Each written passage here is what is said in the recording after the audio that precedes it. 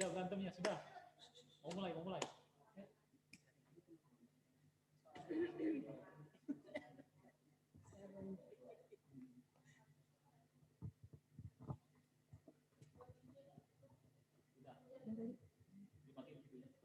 sekali lagi dah. Bapak Ibu, jangan Bapak Ibu peserta. Bapak Ibu juga menghormati acara akan segera dimulai. Mohon perhatian Bapak Ibu yang kami hormati, acara akan segera dimulai.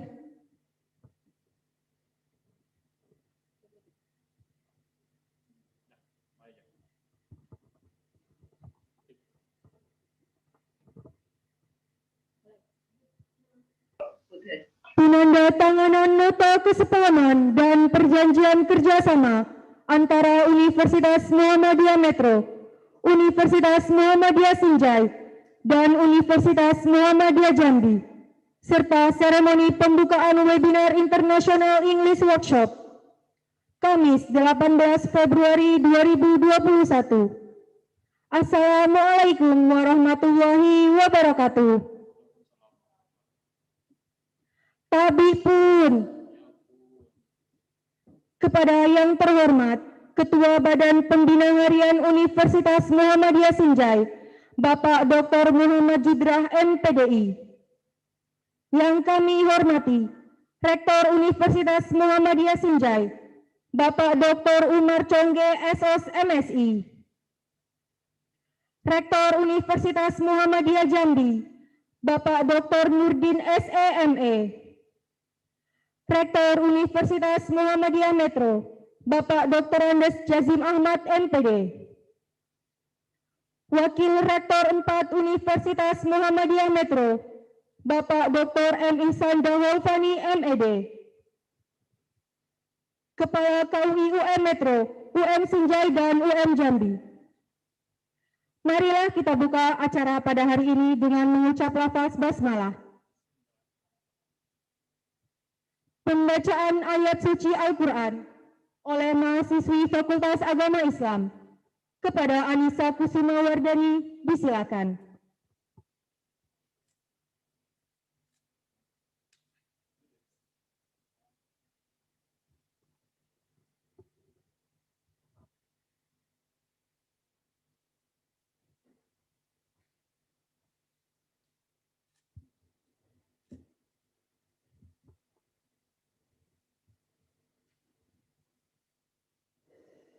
Assalamualaikum warahmatullahi wabarakatuh.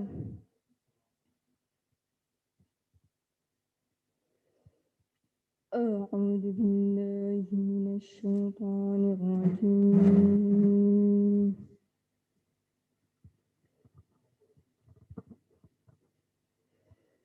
Bismillahirrahmanirrahim.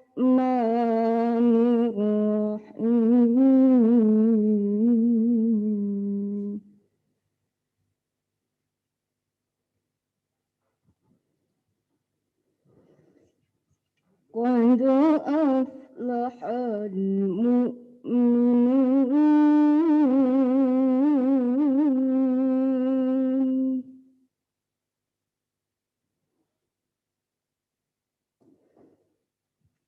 Alladzina hum fi salatihim khashi'un.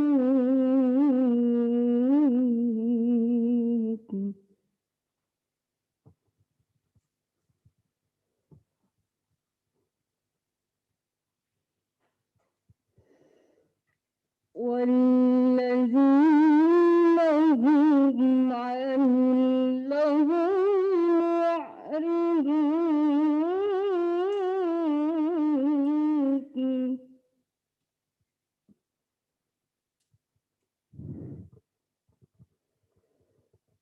والذين هم للزكاة فاعلون.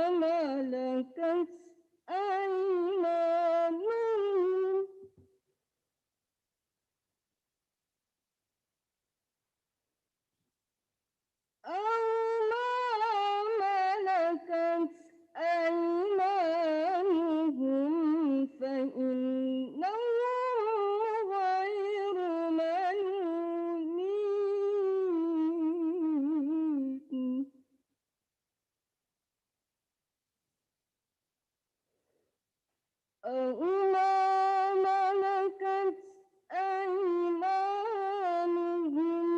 فَإِنَّهُمْ غَيْرُ مَلُومِينَ.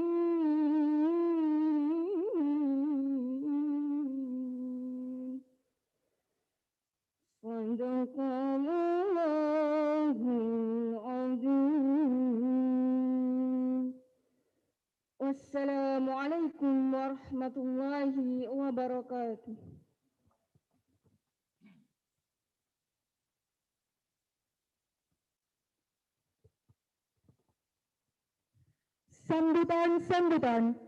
Sambutan pertama, Badan Pembina Harian Universitas Muhammadiyah Sinjai kepada Bapak Dr. Muhammad Judra MPDI. Disilakan.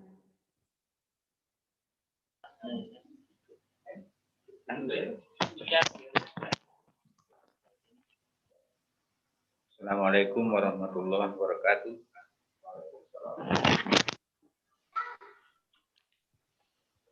Alhamdulillah.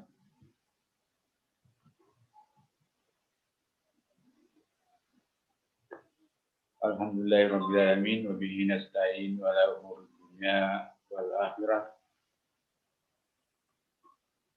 Mabad. Yang terhormat Rektor Universitas Muhammadiyah Metro, Rektor Universitas Muhammadiyah Jambi, Rektor Universitas Muhammadiyah Sinjai,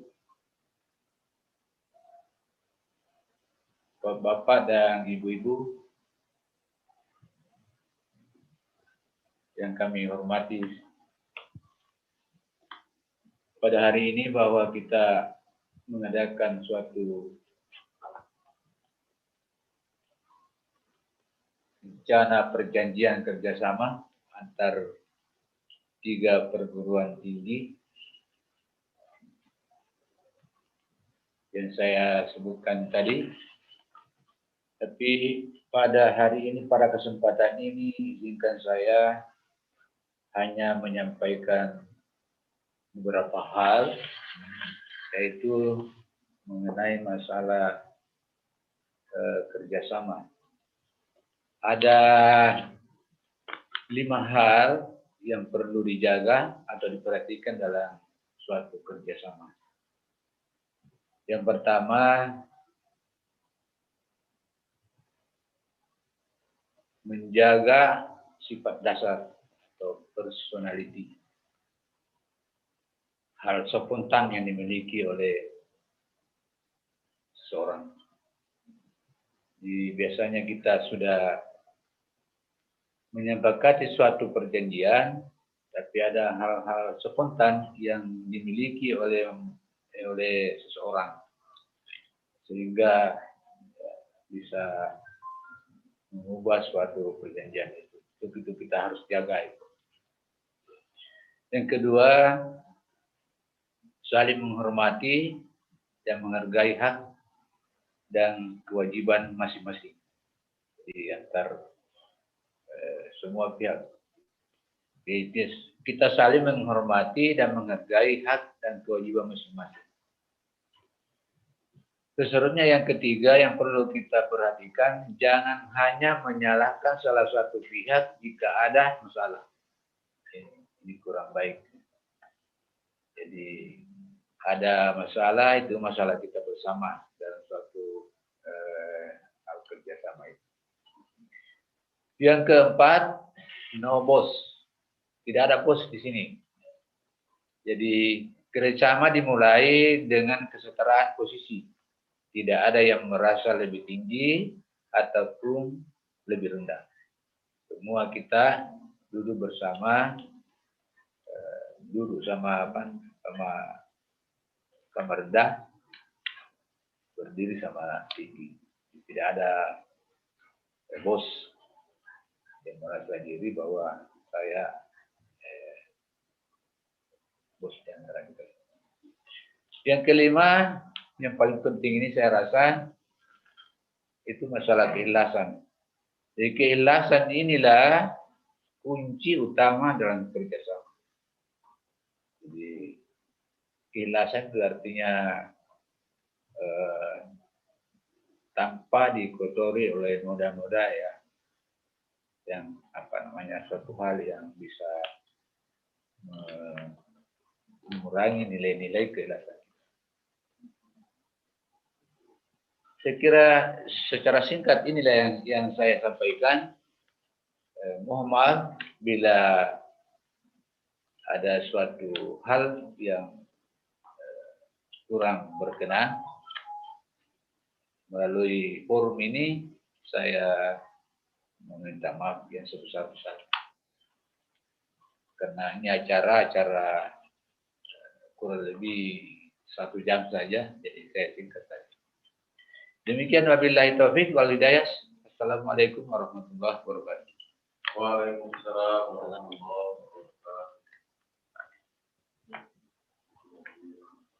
Sambutan kedua, Rektor Universitas Muhammadiyah Sinjai kepada Bapak Dr. Umar Congge SOS MSI.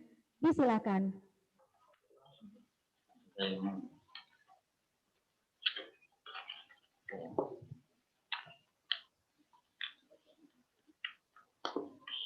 Bismillahirrahmanirrahim. Assalamualaikum warahmatullahi wabarakatuh.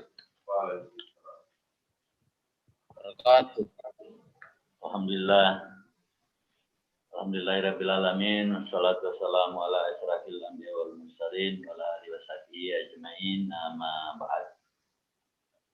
Yang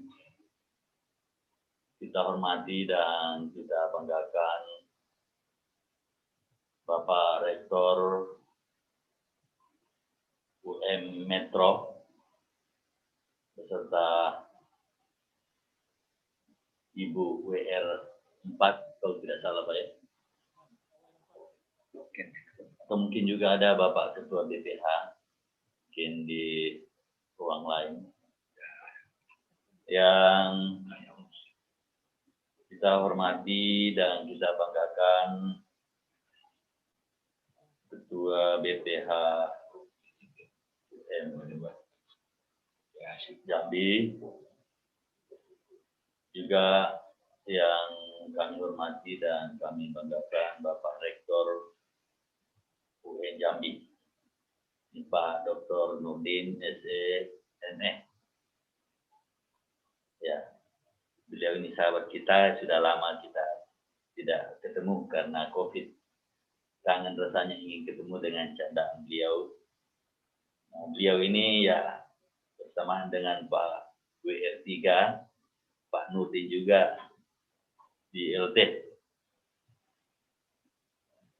Ya, juga ini Pak Rektor UM Metro, Pak Dr. Haji Jasim Ahmad MPD, ya kita kangen juga, tidak pernah reuni lagi di acara majelis. Ya, mudah-mudahan nanti COVID-nya berakhir, insya Allah kita akan ketemu.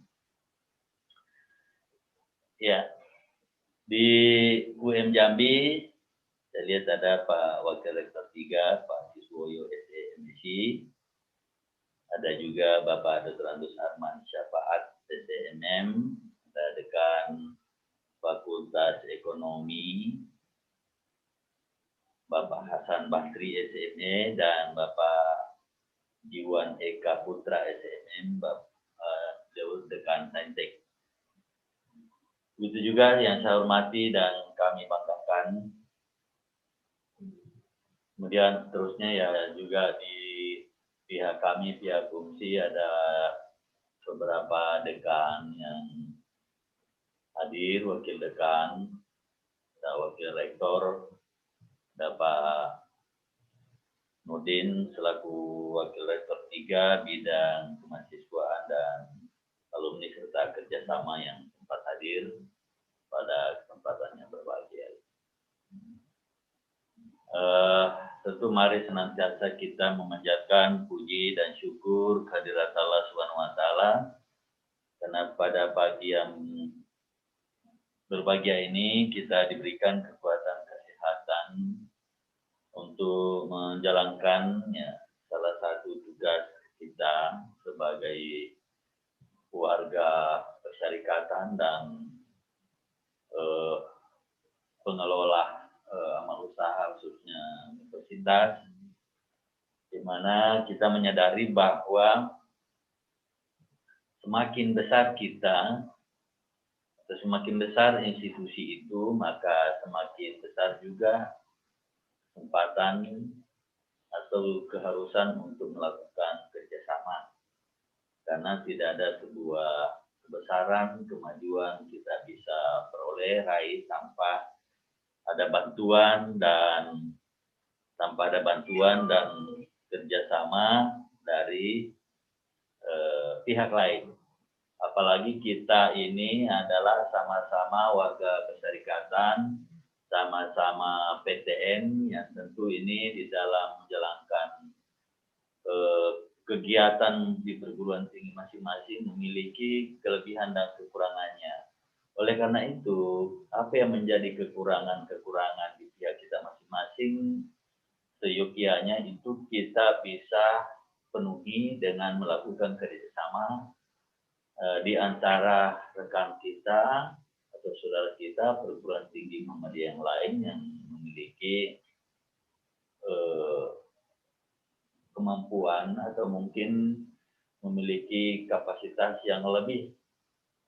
Apalagi kami ini di UMSI adalah baru berumur seumur bayi dalam kandungan, baru 9 bulan. Saya kira tidak sama, hampir sama juga dengan UM Jambi kalau tidak salah. Kalau UM Metro mungkin sudah senior. Ya. Oleh karena itu ya, saya kira kita harus saling berbagi, terus saling memberi dalam rangka kita untuk saling membesarkan. Oleh karena itu ya, saya selaku rektor yang mengucapkan terima kasih atas penghargaan dan apresiasi dari Bapak Rektor UM Metro beserta jajarannya yang telah bersedia untuk menjalin kerjasama dengan kami, kendatipun dalam suasana COVID seperti ini dan juga dalam daring.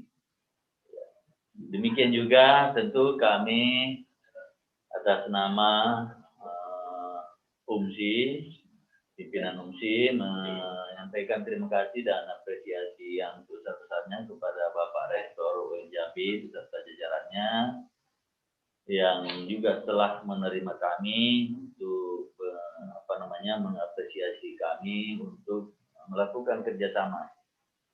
Dan tentu kerjasama yang kita lakukan ini adalah tujuannya adalah untuk saling memberi, saling membesarkan, terutama yang terkait dengan jatuh dharma kita yang meliputi tentu pendidikan, penelitian, pengabdian, dan aktivitas.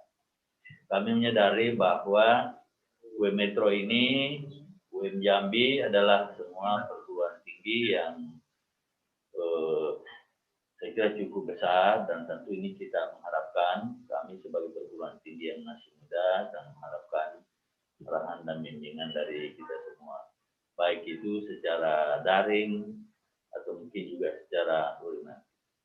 Jelas harapan kita bahwa perguruan tinggi yang ketiga ini ya fungsi sama UM Jambi Metro tentu memiliki kelebihan dan kekurangan, dan oleh karena itu harapan kita mari kita untuk saling membantu, saling mendukung agar supaya cita-cita persyarikatan ini kita bisa capai bersama, atau kita bisa menjadi bagian daripada yang mendukung persyarikatan Muhammadiyah ini. Saya kira itu yang sempat saya sampaikan. Lebih dan kurangnya mohon dimaafkan. Nasrul minallah wa tasyarif wa basyiril. Assalamualaikum warahmatullahi wabarakatuh. Waalaikumsalam.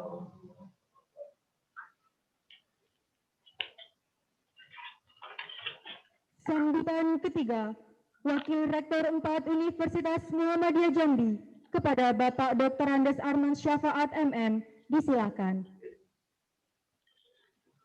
Assalamualaikum warahmatullahi wabarakatuh.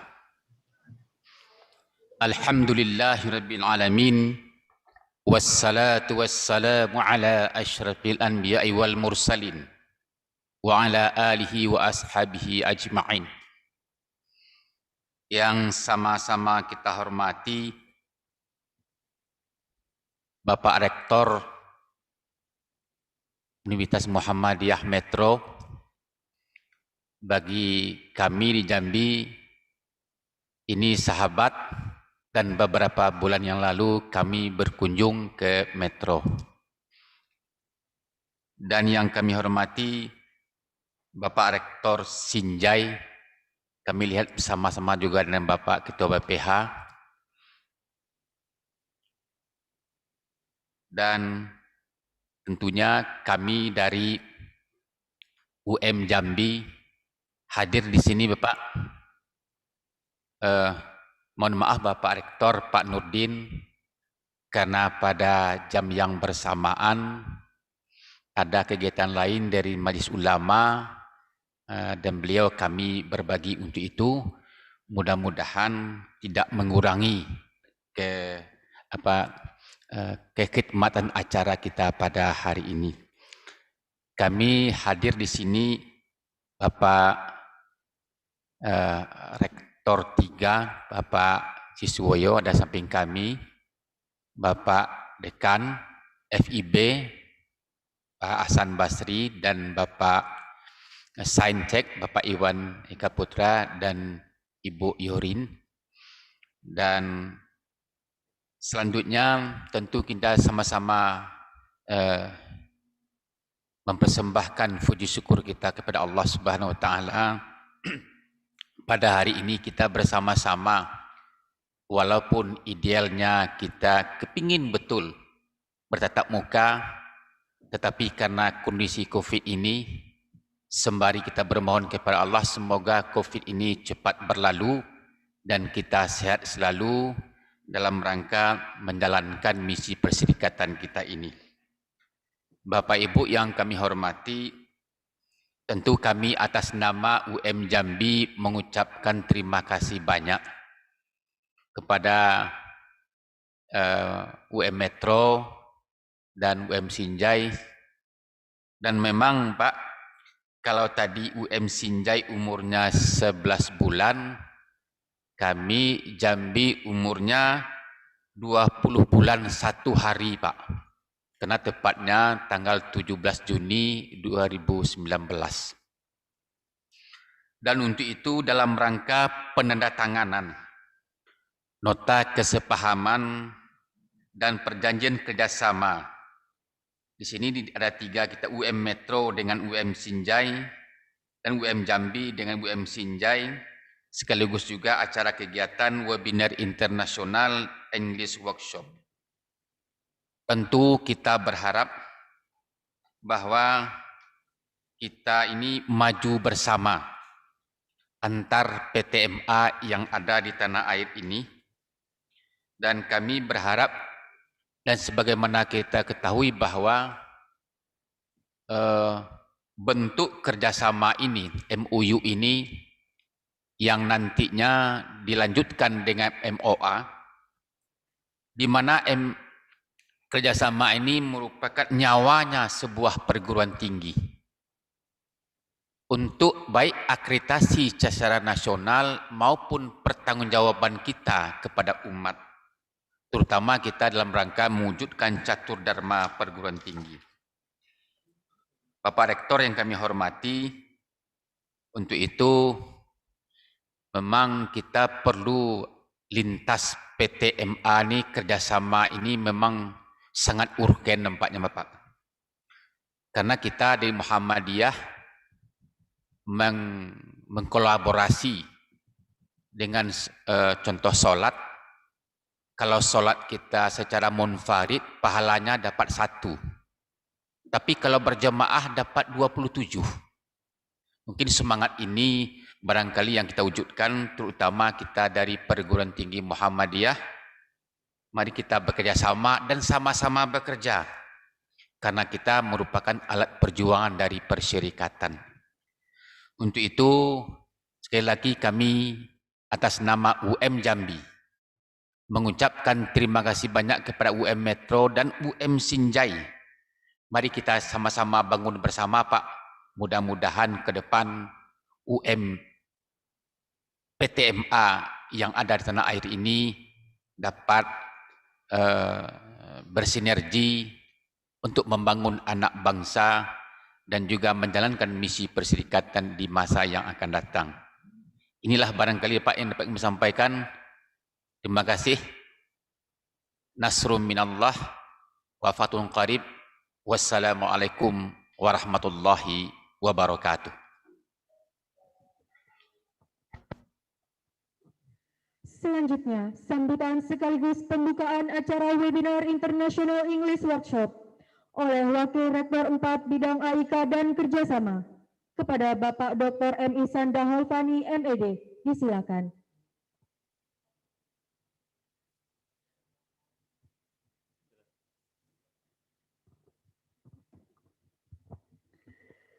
Bismillahirrahmanirrahim. Assalamualaikum warahmatullahi wabarakatuh.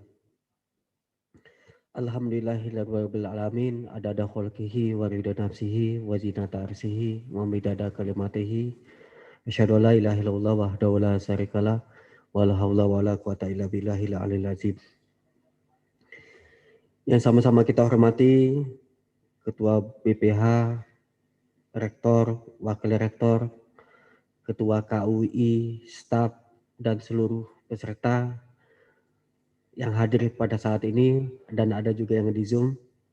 Semoga Allah memberikan kesehatan dan kemudahan bagi kita semua. Juga alhamdulillah KUI, KUI khususnya sudah melaksanakan program ini dengan sebaik-baiknya. Kami ucapkan terima kasih. Semoga ini mendapatkan berkah dan hikmat bagi kita semua. Yang pertama adalah permohonan maaf.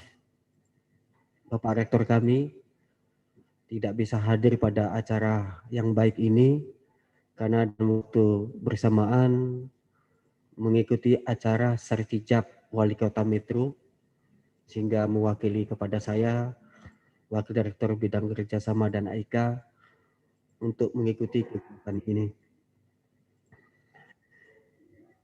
Yang ketiga adalah kami bersyukur bahwasannya kami diberi kepercayaan oleh Universitas Muhammadiyah Jambi dan Sinjai untuk melakukan MoU dan kerjasama. Walaupun kami sudah masuk 10 perguruan tinggi terbesar di PTMA, kami tetap berusaha dan ingin belajar bersama, sehingga tetap bertahan bahkan lebih baik lagi, supaya perguruan tinggi Muhammadiyah kita dan Asia kita dapat maju dan berkembang. Yang keempat, kami berterima kasih kepada pimpinan KUI dan stafnya. Setelah MUI ini akan diajarkan implementasinya, ya, dengan mengadakan International Workshop English International Workshop, sehingga MoA-nya langsung dapat dilaksanakan secara singkat, padat, dan dapat terlaksana dengan baik. Mudah-mudahan ke depan kita bisa bersama-sama bertatap muka dengan melakukan kolaborasi, kerjasama, baik di bidang pendidikan, penelitian, kerjasama, pengabdian, serta AIK, sehingga betul-betul cita-cita dan harapan kita dapat terlaksana dengan baik. Ini saja yang dapat saya sampaikan, kurang lebihnya mohon maaf. Semoga mendapat berkah bagi kita semua. Nasrun minallah wa fatun qarib wa basyiril mu'minin. Assalamualaikum warahmatullahi wabarakatuh.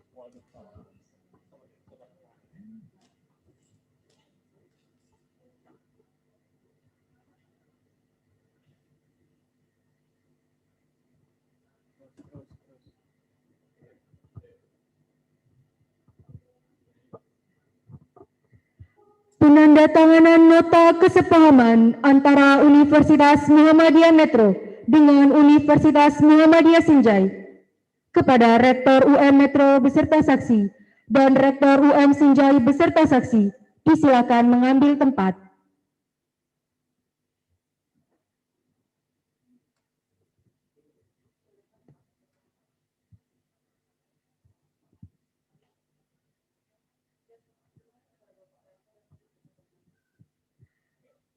Silakan kepada Bapak Rektor dan saksi untuk menandatangani.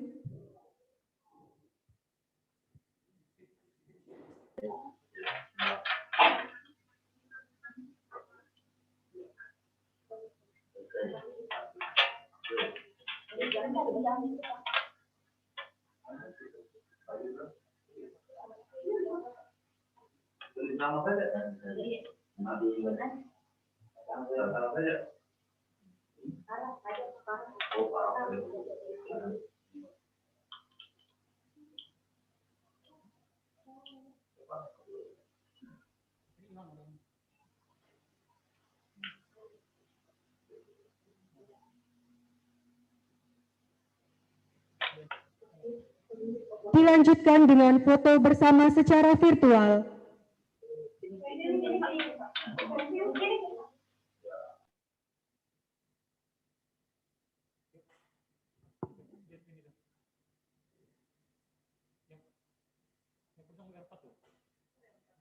Agak geser ke sini dikit, Pak ke kursi.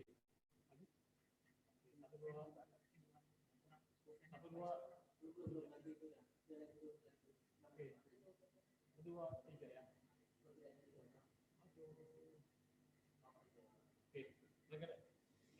MoA. Penandatanganan perjanjian kerjasama antara Universitas Muhammadiyah Metro dengan Universitas Muhammadiyah Sinjai kepada Kepala KUI UM Metro dan Kepala KUI UM Sinjai, disilakan mengambil tempat.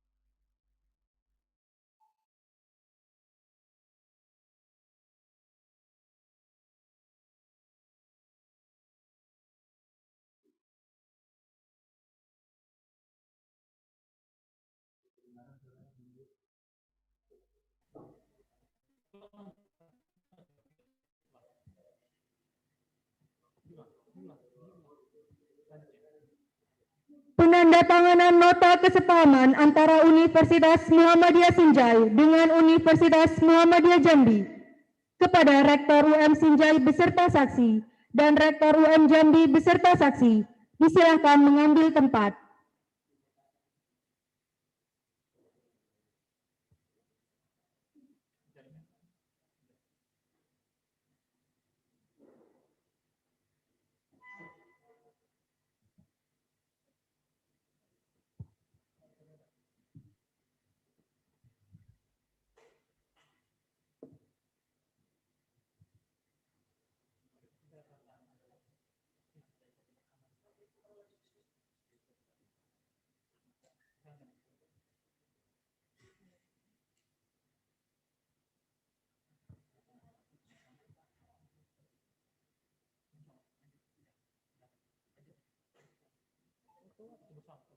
Dilanjutkan dengan foto bersama secara virtual.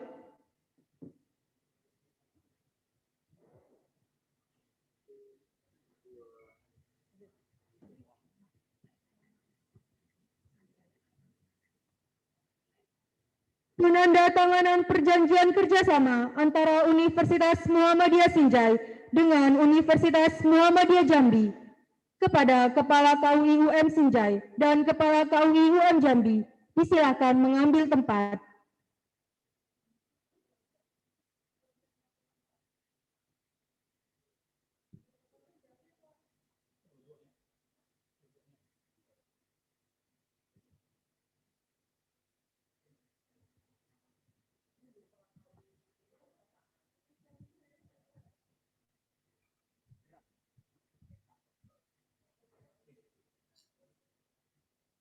Dilanjutkan dengan foto bersama secara virtual.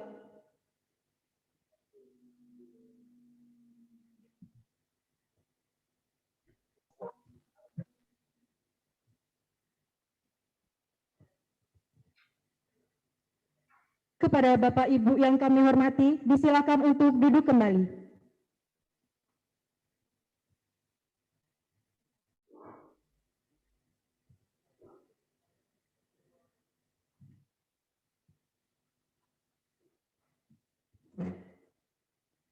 Penandatanganan nota kesepahaman dan perjanjian kerjasama telah selesai. Marilah kita tutup dengan lafaz hamdalah. Wassalamualaikum warahmatullahi wabarakatuh. Waalaikumsalam warahmatullahi wabarakatuh. Bapak Ibu sekalian, terima kasih kepada Bapak Rektor, Wakil Rektor UI yang berhadir pada siang hari ini. Semoga COVID belum berakhir dan insya Allah kita akan dipertemukan secara fisik oleh Allah SWT. Terima kasih. Assalamualaikum warahmatullahi wabarakatuh.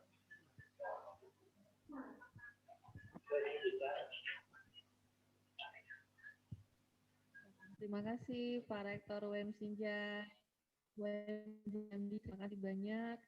Insya Allah setelah ini tindak lanjut dari kerjasama KUI, kami akan melaksanakan international workshop. Ya, semoga setelah ini akan ada kegiatan-kegiatan yang lainnya. Mohon untuk dukungan dari para pimpinan semua agar kegiatan kita tetap berlangsung, continue walaupun di tengah suasana pandemi seperti ini. Terima kasih banyak Pak Rektor semuanya.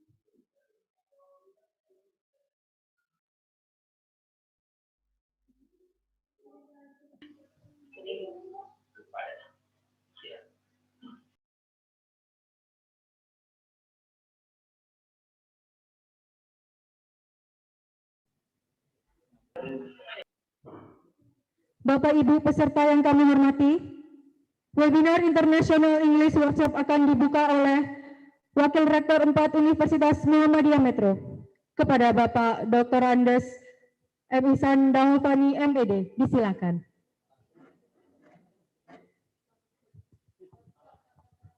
Bismillahirrahmanirrahim. Assalamualaikum warahmatullahi wabarakatuh.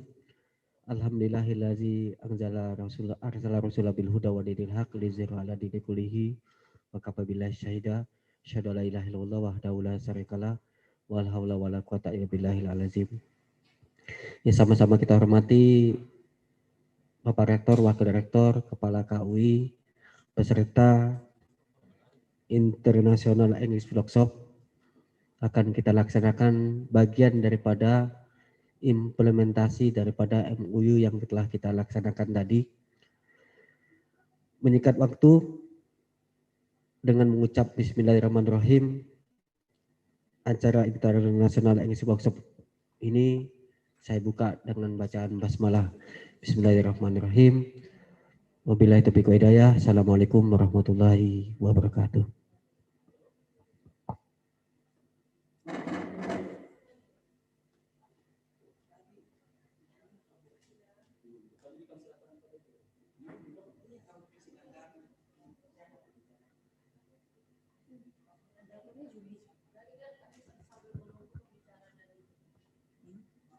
Gimana, Bang?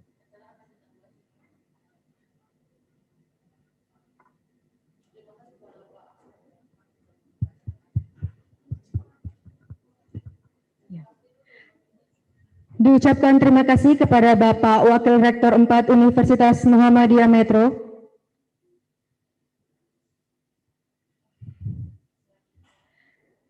Selanjutnya acara akan dimulai ketika para narasumber sudah bergabung.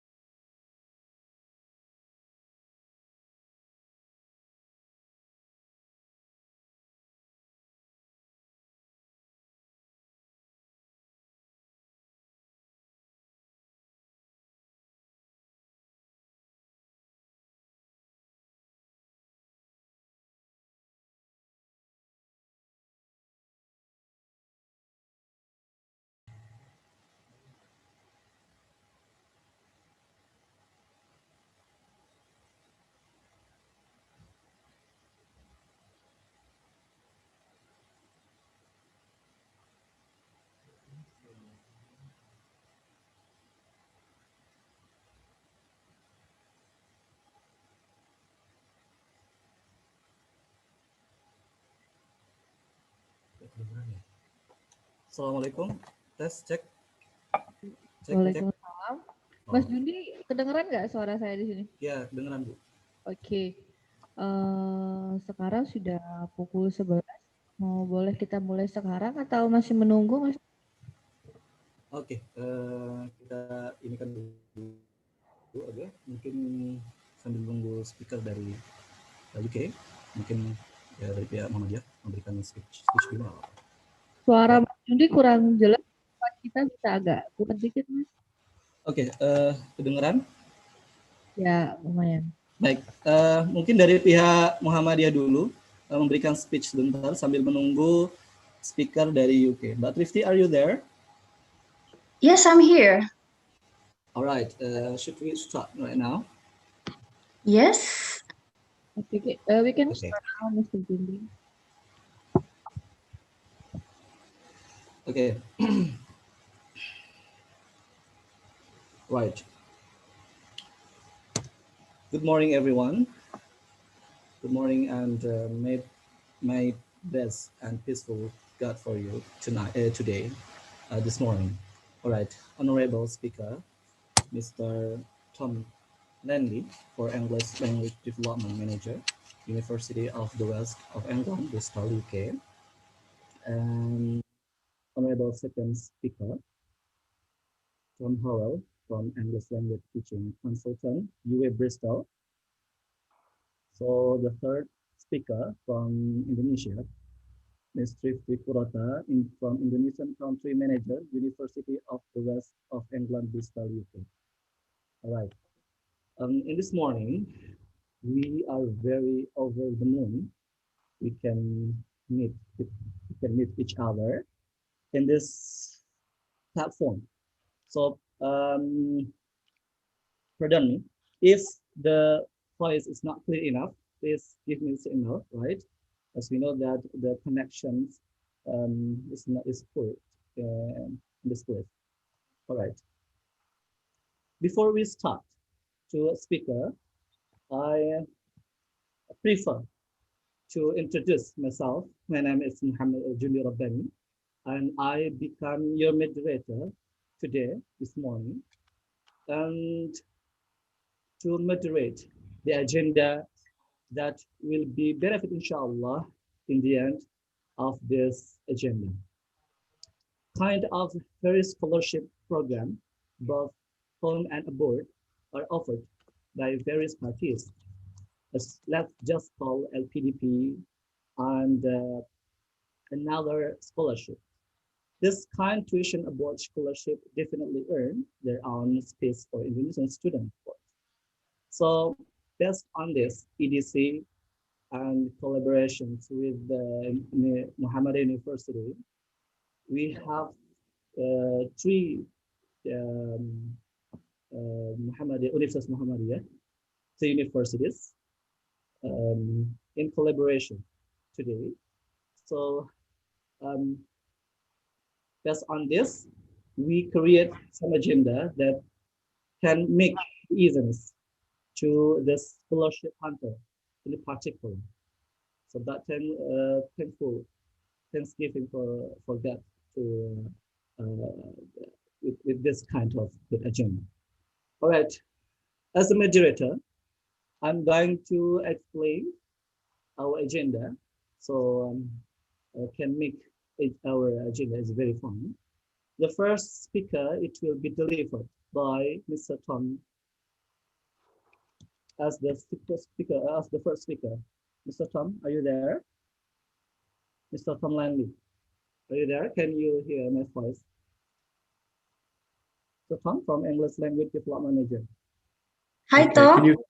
Hi everybody. Hi. Lovely to be here today. Thank you. How do you do? Sorry? How are you? Okay. How are you? Yeah, I'm fine. Sorry, the connection is a bit slow. Yeah, I'm very well, thank you. I'm actually phoning in from Thailand today, where I actually live. So it's great to be here with everybody, with Trifty again and Tom, and hopefully we're going to learn a few things today. myself and Tom will be kind of co-sharing the demonstration session today, which is going to focus on writing. All right, Pradhan Mikam. Okay, just introduce him. Okay, for the second speaker, it will be delivered with Mr. Tom Howell. How are you, Mr. Tom Howell? Hello there. Yeah, I'm fine, thank you. And thank you very much for welcoming me to your online workshop today. Pleasure to meet you all and to see so many people in the chat box. Yeah, very interesting. Very interesting. Okay, third speaker will be delivered by Ms. Trifty Kurota. She's Indonesian. How are you, Ms. Trifty? Very fine. I'm good. Alhamdulillah, I'm good. So how are you, Judy? Yeah, I'm good. All right. Without further ado, okay, each speaker, it will be delivered within 20 minutes, right? Starting from Tom Langley, and then the next it will be delivered by Tom Howell, and then the last speaker, it would be Ms. Trifty Kurota. And after maybe 1 hour, we will have a half hour for discussions, question and answer. So it will be make up. It will be make attractive and positive as well. So without further ado, for the first speaker, Mr. Tom, time for you. Okay. So hi everybody. Thank you again for coming today to today's workshop. What we hope to deliver today will be informative for you and will help you, improve upon your writing skills.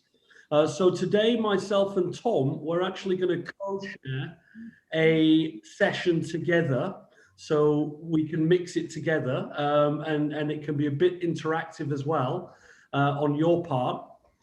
So we hope you can enjoy the session, and obviously we'll have time for questions and other things at the end. That's absolutely fine. But for now, I'm just wondering if, we can share the screen. Okay, absolutely brilliant. Okay, so me and Tom, we're going to kind of share and talk a little bit about writing. Okay, so I'm just going to do a quick intro, basically. At UWE, we actually have our own English language test. Now, this is very similar to the test that you might find when you're going to do an IELTS test. Okay, the format is very similar. Yeah. Now, one of the questions we always get from students, the main question is, how can I improve on my writing? Specifically, part 2 writing of the IELTS test, which is very similar to our writing part. And they always ask, about different tips on how they can improve their writing. So Tom today has prepared a really nice session that we're going to run through with you and show you how you can improve and how you can write a really good essay and get the highest kind of marks possible. Okay. So this is, again, just to say, this is part of our examination, this part of writing. So if you are interested in the future about possibly coming to UWE Bristol and you want to find another way other than IELTS to take an English language assessment, then you can always sign up to our UWE placement test. Okay, so I'm going to let Tom just quickly do the intro and then we will share the session from there. Over to you, Tom. All right, guys. So, as I said, welcome. And really, the purpose of today is just, as Tom mentioned, to show you about some tips about writing. But I really want to emphasize that I'd love for as many of you as possible to get involved either in the group chat, in the chat, to speak out, because I've got a few questions in here that I'd like you to answer. And so, without further ado, I think we'll crack on. Hopefully some of these tips will help you either on our placement test or if you're taking a general IELTS, or just for any kind of writing test in the future. So, talking specifically about IELTS writing part 2, my first question for you guys is, what is writing task 2? Can anyone tell me here? Does anyone know exactly what it is? You can either put it in the chat box, or you can speak out. Come on, guys, don't be shy. Anybody tell us? Anyone tell what exactly is writing task 2?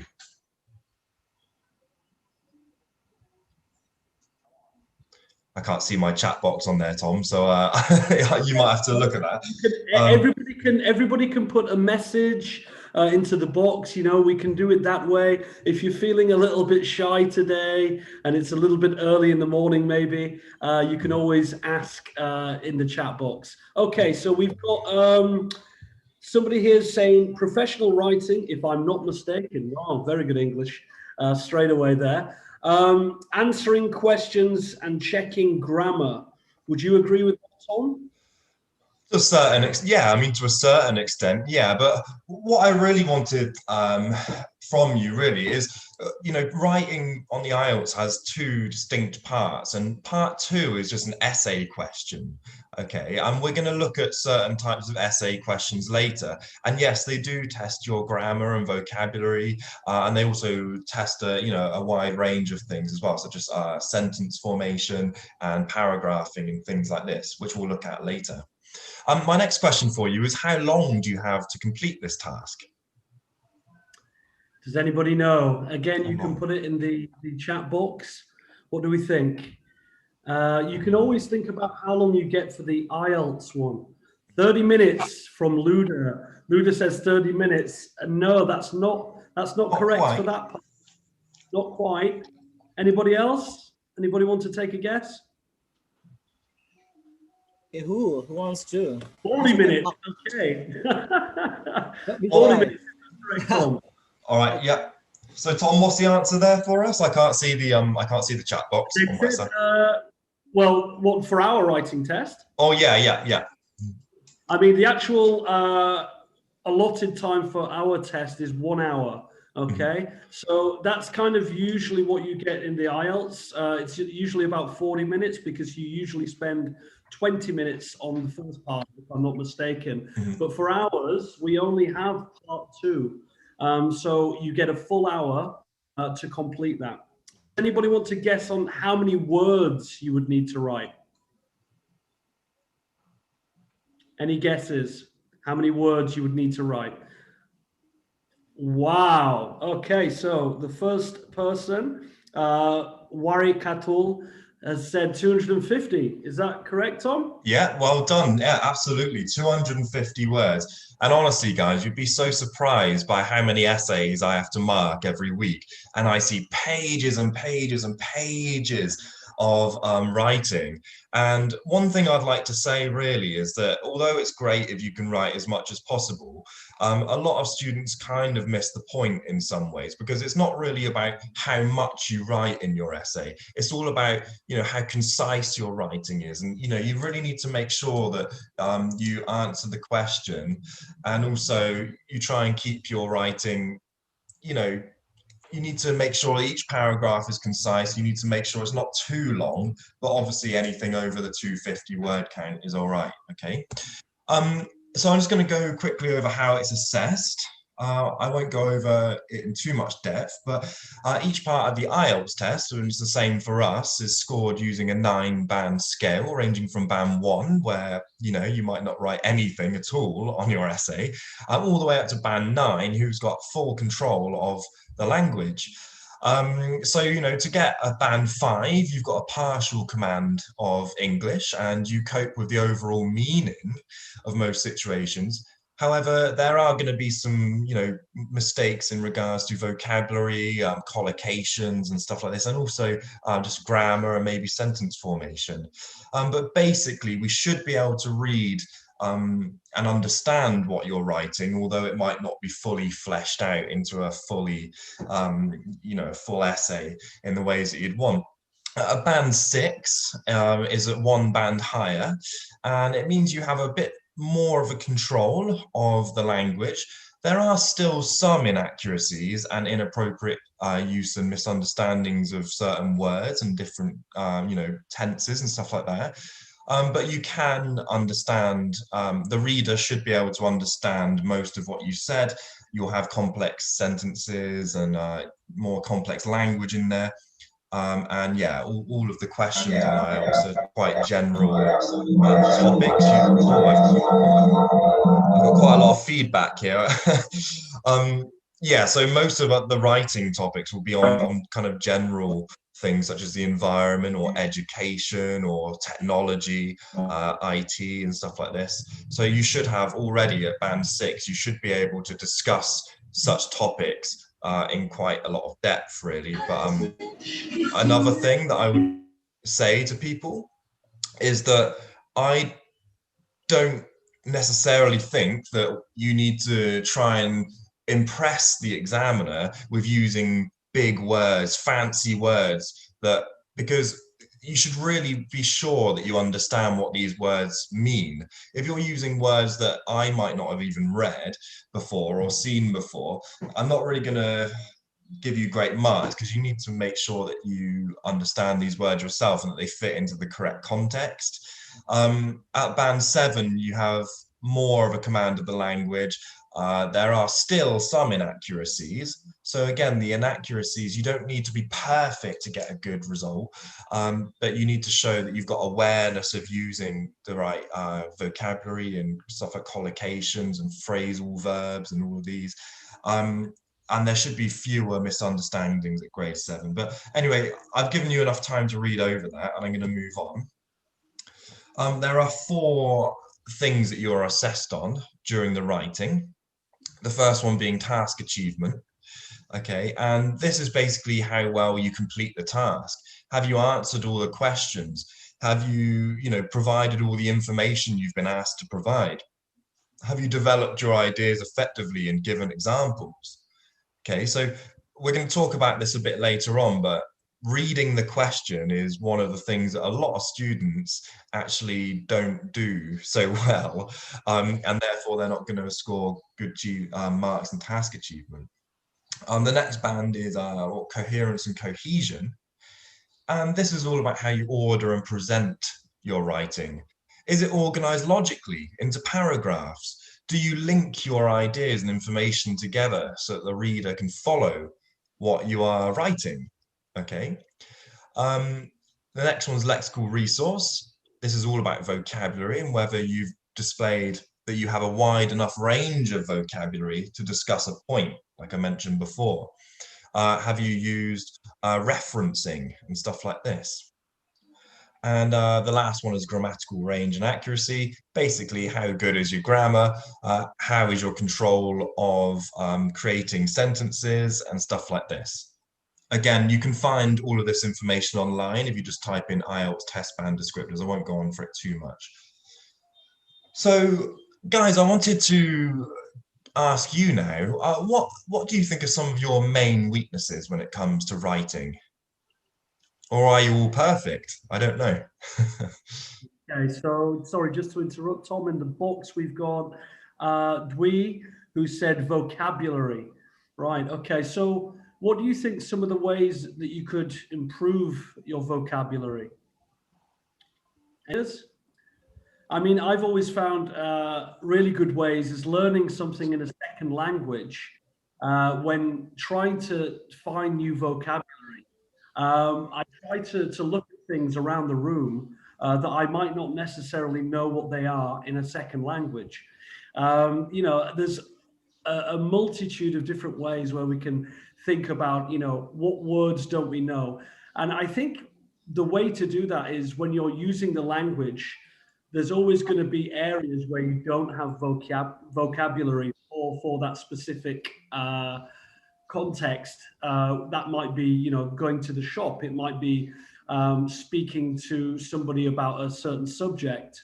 So I think the more that you use the language, the more that these areas become kind of known to you. And I think that that's a good way to start with the vocabulary. Okay, so other ones are grammatical. Okay, so grammar, this can often be a problem for students.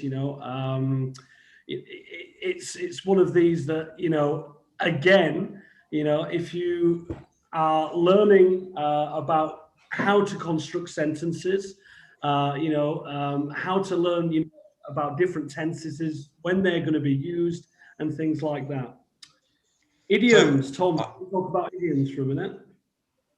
So I was just going to add something, guys, a minute, that I've got a lot of friends who are writers, and those people always say to me, the best writing practice is reading.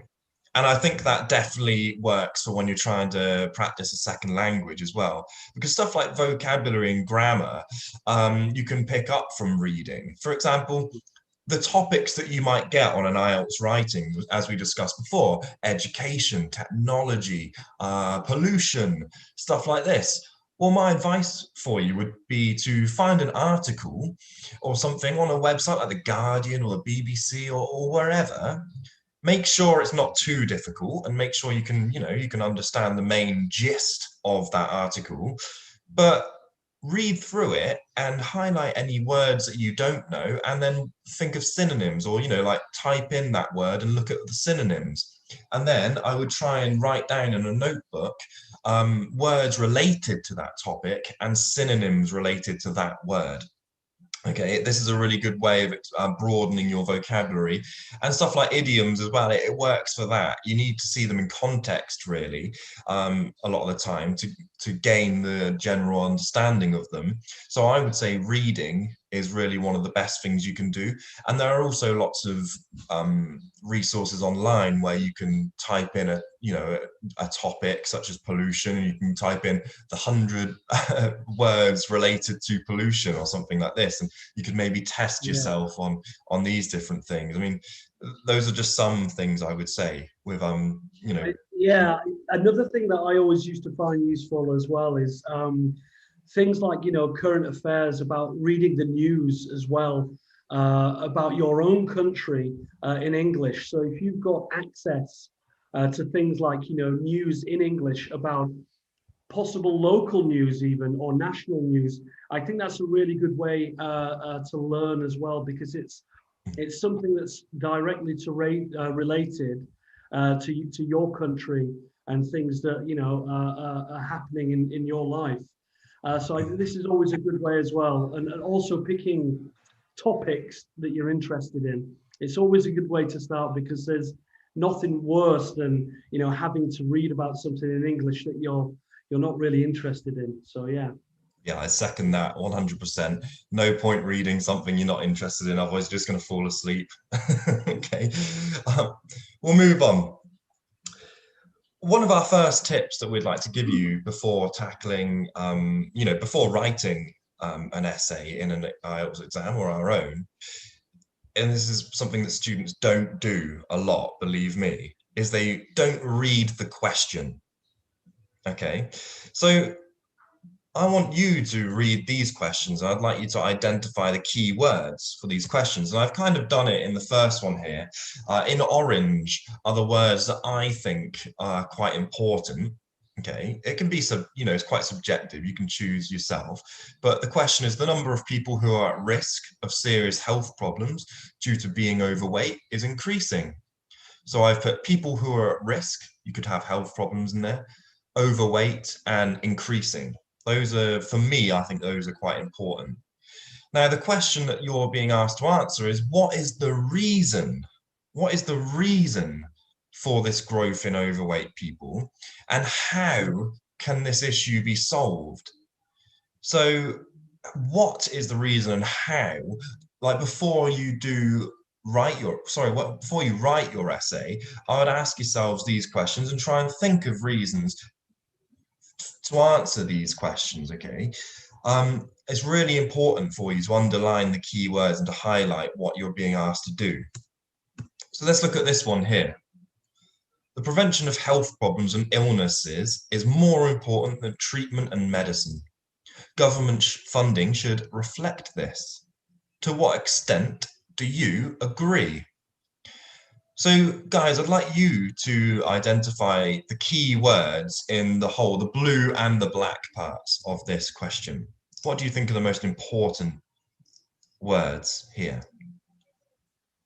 Okay, so if you want to just type it in the box again, guys, or you can always just shout it out if you're feeling. Yeah, you can shout it out. Yeah. What are the most important words there? Okay, so we again has said prevention. Mm-hmm. Do we the key word? Could say yeah. that. Yeah. Could say that. Yeah. Okay. What about after that? Prevention followed by.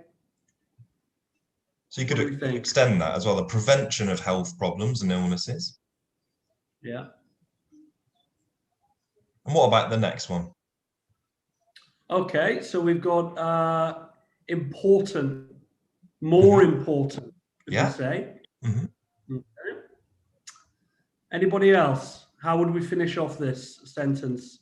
What are the last keywords in there? Okay, prevention of health problems and illnesses. Yeah, okay. Promotion of a good, healthy life. Okay. Treatment and medicine. Okay, that's great. Okay. So I would agree with that. So, and also I'd like you to consider highlighting to what extent do you agree? Now, this question is asking for your opinion. Okay, it's asking for your personal opinion, and it's given you two sides of an argument. It said the prevention of health problems and illnesses is more important than the treatment and medicine.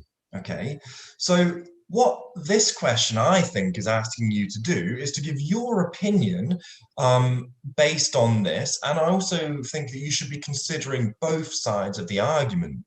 So why is the prevention of health problems and illnesses more important than treatment? Or why is treatment and medicine more important than the prevention of health issues and illnesses? So before you go into your essay, you could write the question why, and then you could think about both sides of the stories before putting, you know, your own opinion in there as well. So we'll talk more about that in a moment. Okay, we'll do this one quickly as well. What do you think the key words are for this, guys?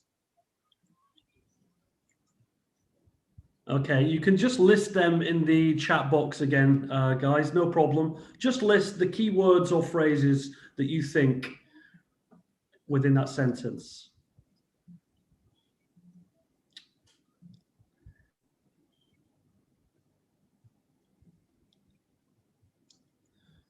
Okay, anybody? Public health is the responsibility of the government. Mm-hmm. Okay. Yeah, that's good. Okay. That's number one, yeah. And then another one. Okay, yeah, people should be responsible for their own health. Okay, good. So I mean, I think with what what you've got there is that we've got two opinions, haven't we? This is not fact. These are just simply opinions. Okay, this is just a statement. It doesn't mean it's a fact. Okay, so some people think that public health is the responsibility of the government, while others think that people should be responsible for their own health. So it's a discussing of both sides of this argument and giving your opinion. Yeah, I'll let you continue, Tom. Sorry. Okay. Yeah, good. So well done. Yeah, highlighting the keywords is a really important thing to do before you begin your essay. And another tip that I'd like to give you is something that it happens a lot, believe me, and people don't do it enough, is people don't write in paragraphs. And writing in paragraphs is super important because it relates to what we spoke about earlier with cohesion and coherence. Now, I know in different languages it's done in different ways, and paragraphing might not be, you know, such a prominent feature of the language. But when I read an essay as an examiner, I want to see a clear structure, which we'll talk about in a moment, actually. But I want to know what each paragraph is saying. And I don't want all of your points to be mixed into the same paragraph because I'm going to be confused. So I want you to structure it and write each paragraph based on a particular point of view or topic when you write, okay? And so this is how we should order a standard essay. We're going to begin with the introduction. Then we have the main body one. So the introduction we'll talk about in a moment because we're going to go into more depth about that.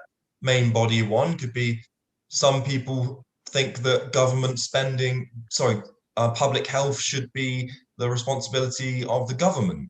Here's why. Main body two. Some people think that public health is the responsibility of the individual. Here's why. And here's the conclusion. Here's what my overall opinion is based on the 2 points of view that I have discussed in main body one and main body two. So here's just an example here of a structure that you might use for an essay. Okay. Can I jump in there, Tom? Yeah, you can. Yeah. I think it's really important to remember that when you're doing your introduction, you know, in your introduction, like it says there, you've got your thesis statement, okay? Now, again, a thesis statement is not a fact, it's an opinion. I mean, I've read a lot of essays over, you know, where the thesis statement is actually, you know, it's a fact, when it shouldn't be. It should be an arguable opinion, okay, in your essay. But it should also work as a compass, okay? So your thesis statement should work as like a compass. Imagine that the essay is like a forest that's in front of you, and you need a compass to find your way through the forest, right? So the thesis statement acts as that compass because you keep coming back to the thesis statement when you are writing your essay.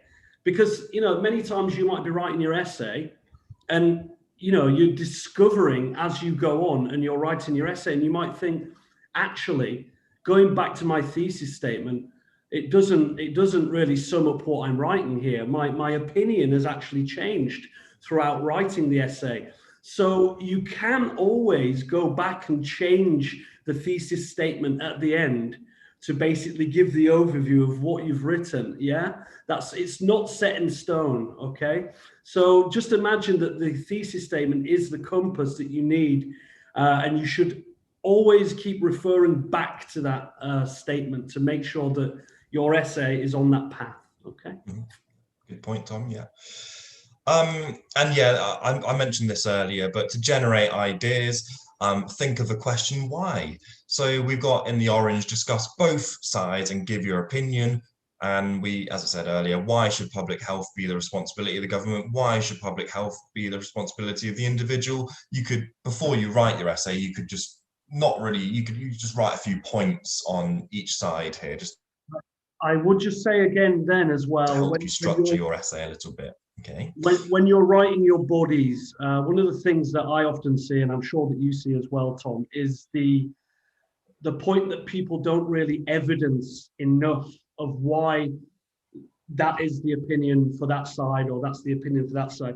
You need to evidence, you know, these things. You can't just say, well, I think it's this, you know, because that's what I think. You should always follow that up with examples and evidence of how you got to that conclusion, okay? Sorry, Tom, yeah, continue. All right. So now we're going to have a little bit of a talk about how to write a good introduction, and that's why I've not gone into it in depth before. But there are 3 main points that I'd like to emphasize when we write a good introduction. The first one is paraphrase the question, and we're going to speak about that after this. The second point is to write a thesis statement, like Tom just mentioned. So this essay agrees that public health is the responsibility of the government. Okay, so that could be your opinion based on, you know, both sides of the argument. And then in your introduction, it's a good idea to provide an outline of what you'll be discussing in the essay. So you could say, firstly, this essay will consider why people say that public health is the responsibility of the government, and then it will discuss why others believe it to be the responsibility of the individual. These are great things to introduce, to put into your introduction. And let's talk about paraphrasing now. So here's a standard question that I found online, and it is: the role of education is to prepare young people for life in the modern world. Some people argue that subjects such as art, drama, and music should be removed from the curriculum in favor of more useful subjects such as IT. To what extent do you agree? Guys, can anyone here, I mean, I haven't talked about what paraphrasing means just yet, but just before we go into that, can anyone, you know, try and paraphrase this question? Paraphrasing in a nutshell is just rewriting something in a different way. So I'll just give like a minute or so, 1 minute. Can we just have some people just type some examples of how they would paraphrase or write this question in a different way? I'll give you 1 minute. You can again in the box, guys. No problem. I will read them out for Tom. But what we want to do is fully paraphrase this question. Take your time. You've got about a minute, and then we'll see what we've got.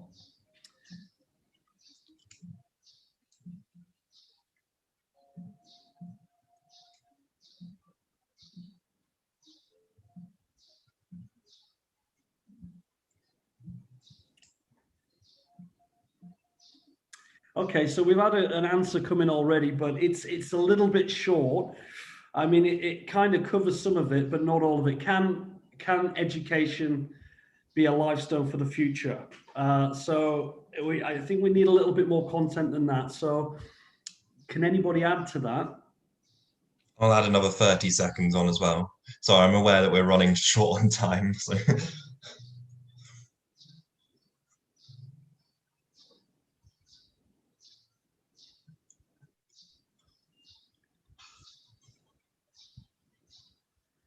Okay, we've got one more that's come in.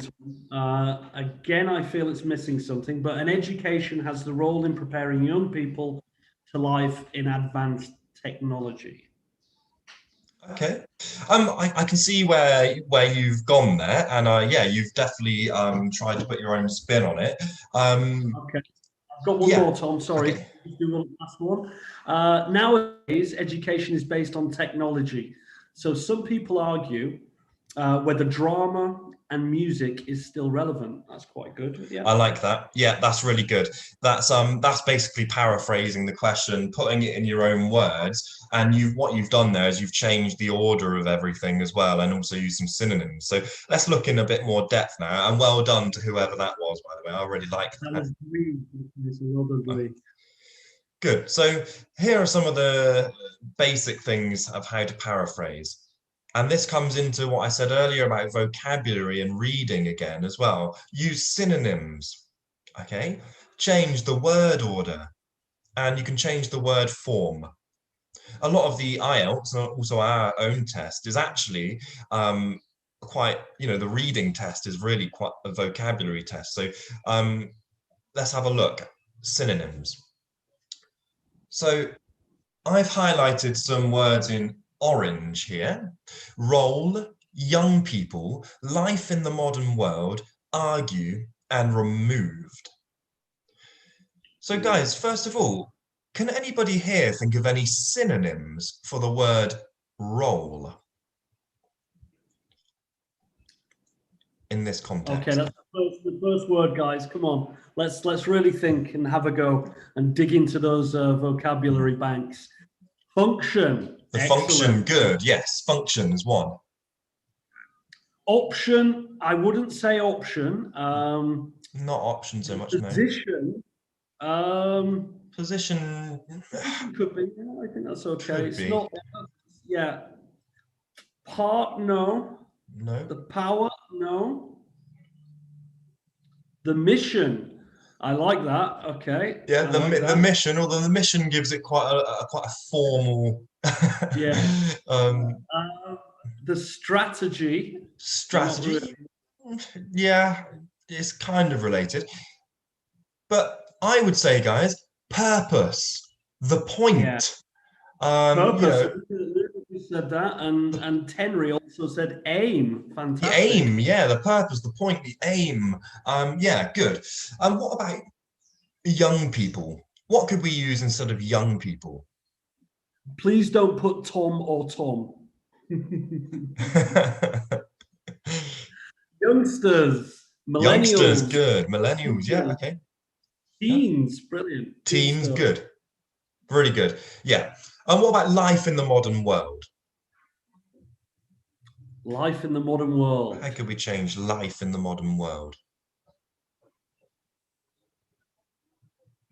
21st century, okay. Yeah. Yeah, you could. We could also just have one word, a really simple word. 21st century is good, yeah. Yeah. Modern life, millennium era, nowadays. Yeah. Today. What about today? Yeah. Or you could say in the future. Yeah. Okay, because people are preparing for the future when they're at school. Well done, guys. This is great. So what about argue? Some people argue. What could we say instead of argue?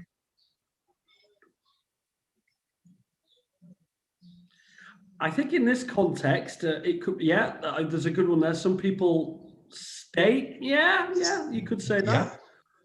Some people think. Think. Any others, guys? Discuss? No. What about B? Starts with a B. Some people. Okay, some people say. Say, yeah. Some people believe. Yeah. Believe, yeah. Some people think. Some people state. Some people believe, think. All of these things, you know, because we're talking about someone's opinion, aren't we? So yeah, you can use. Sorry, so one's come in now that said some people maintain. I like that. Very good. Yeah, I like that. That's really good. And my last one is removed. Removed. What could we say instead of art, drama, and should be removed? What could we say there? Taken away. Brilliant. Taken away. Good. Yeah. Withdrawn. Withdrawn. Yeah, very good. Got rid of. Amazing. Wow. Yeah, fantastic. very good. So guys, already you're proving to me that you know you've got a good, you know, quite a lot of vocabulary related to this question. So that's great. Another thing we can do is I'm running low on time, so I'm going to quickly zip through it, guys. But change the word order. So the role of education is to prepare young people for life in the modern world. In orange, I've got some people argue that subjects such as art, drama, and music should be removed from the curriculum. The way I would change the word order here completely is preparing students for life in the modern world is the primary purpose of education. Some people think that subjects like IT should be prioritized over creative subjects such as art, which should be removed from the curriculum. We've changed everything up, haven't we? We've put preparing as the focal point at the start of the sentence. We've put some people think, we've used think and said that subjects such as IT. So IT comes in front of creative subjects, okay? And I've also substituted art, drama, and music for creative subjects anyway, which is another example of paraphrasing and changing things up. You can also change the word form. So here, this is a great thing that's done in first certificate exam and a lot of exams.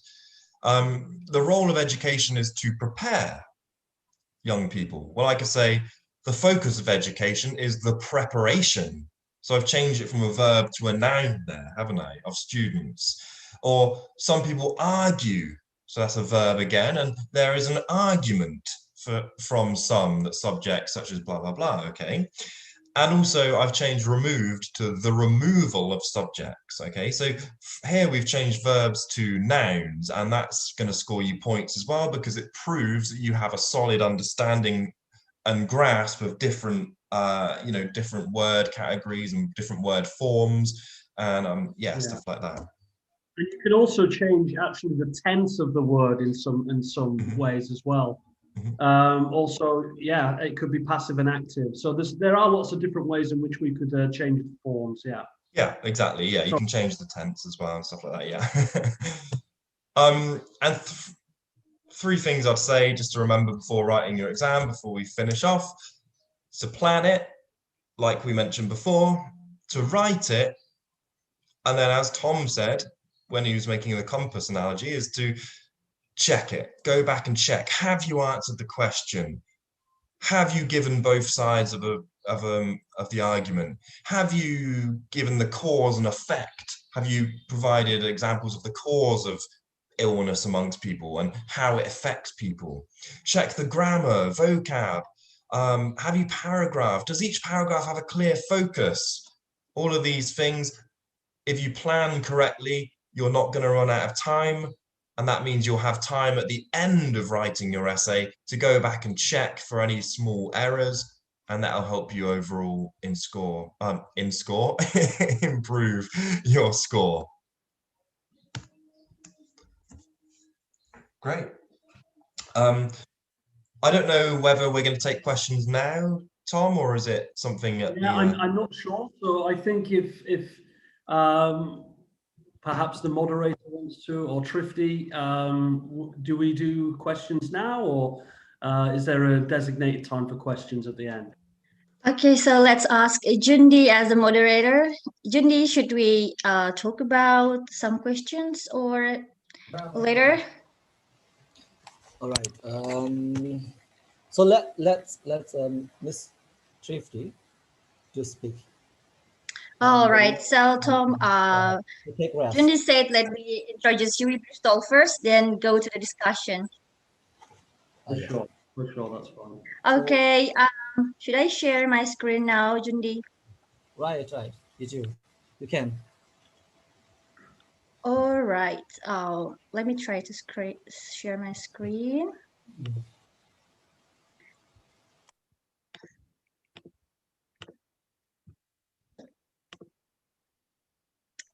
Have you seen my screen, everyone? Jundi? Yeah, it's clear. It's pretty clear. All right. So thank you, Tom, for telling the tips and tricks about IELTS.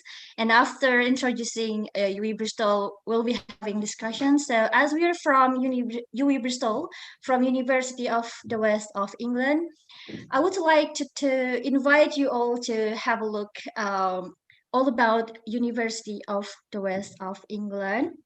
So first, I'm going to ask Jundi, have you heard about Bristol before, Jundi? Well, actually, yeah, right. yeah. This is the first time I hear, about Bristol. Okay. Yeah. But I do believe that everyone here knows about London. So actually, Bristol City is not far from London. It takes 90 minutes from London by bus. And also it's close to Birmingham, Manchester. And if you study in Bristol, you can also visit some countries around the UK, like France, Amsterdam, and Berlin, and many more. So actually, Bristol is well known as the best city to live, and it's a vibrant city. It's an amazing city to study for the students. And I can tell you some of the things about Bristol according to Sunday Times. Bristol is the best place to live and best city for job opportunities because the Bristol is next to London.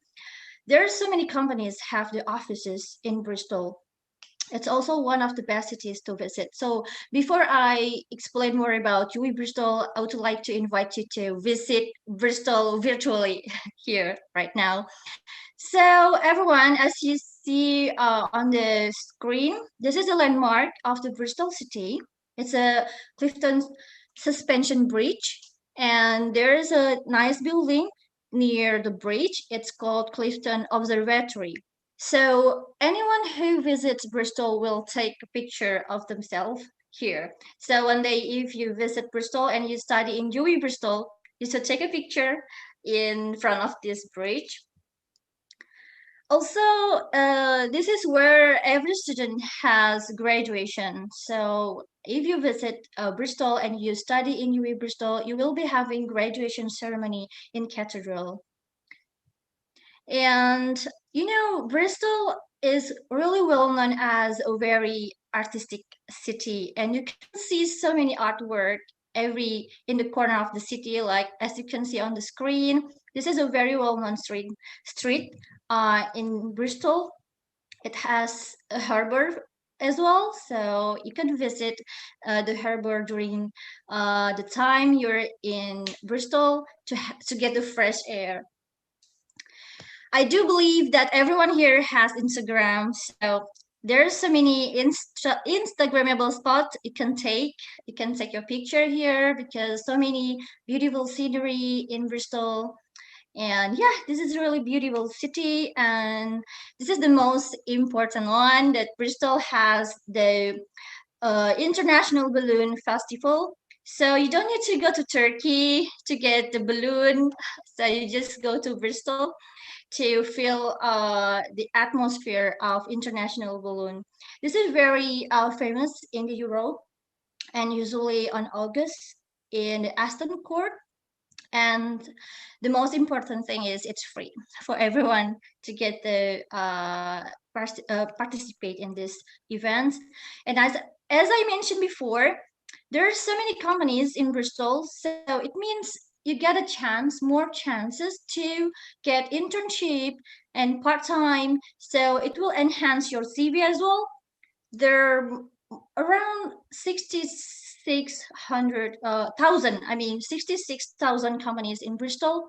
So as I mentioned before, it means you can have part-time work opportunities, international talents program, internship, volunteering.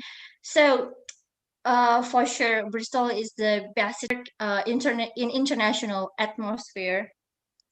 Okay, I have a video for you just to show you about Bristol.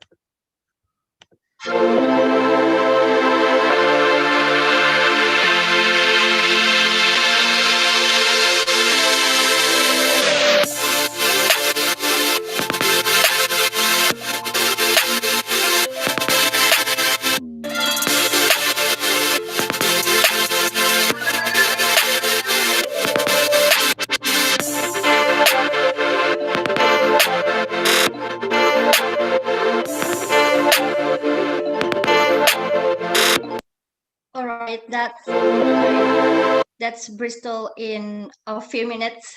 So that's a beautiful city. And now I'm going to take you to the University of the West of England, to UWE Bristol.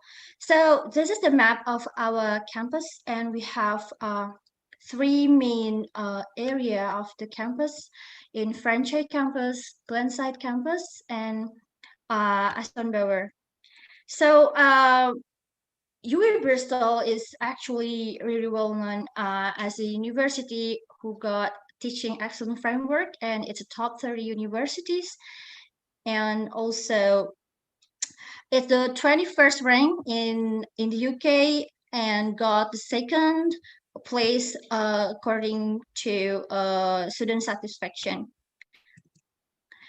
So now I'm going to invite you to see what it's like about the campuses. UWE Bristol is well known as the modern, green, and friendly city. So this is one of our main campus, in the Franchise campus. This is the map of the campus. So you will be given this map for sure, so you won't get lost in UWE Bristol. So maybe you wonder, what are the faculties and departments in UWE Bristol? So as you see on the screen, we have 4 faculties: Faculty of Arts, Creative Industries and Education, Faculty of Business and Law, Faculty of Environment and Technology, Faculty of Health and Applied Sciences.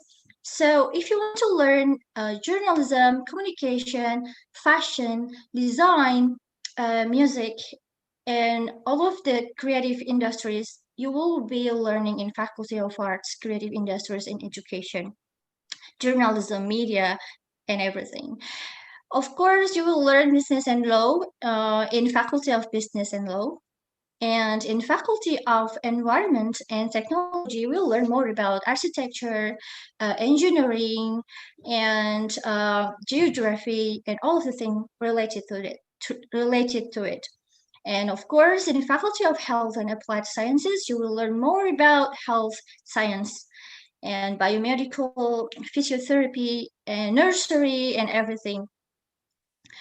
So maybe you wonder, what are the top majors in UWI Bristol? So as you see on the screen, these are the top majors in UWI Bristol for undergraduate: architecture, real estate, transport planning, urban planning, computer science, games technology, robotics, aerospace, business management, accounts, and finance, and many more. Actually, this is just few of the so many majors in UWI Bristol for undergraduate. And of course, we have postgraduate majors. And these are the few of so many well-known majors for postgraduates, like data science, civil engineering, fintech, digital marketing, transport planner. All right, so I've explained to you about the majors in UWI Bristol. So now let's see some of the facilities in UWI Bristol. So actually, UWI Bristol have invested 55 billion pounds sterling for the students, so the student can get good experience learning in UWI Bristol. So this is one of our faculty, Bristol Business School. So business student will be learning business here. And let's have a look the building.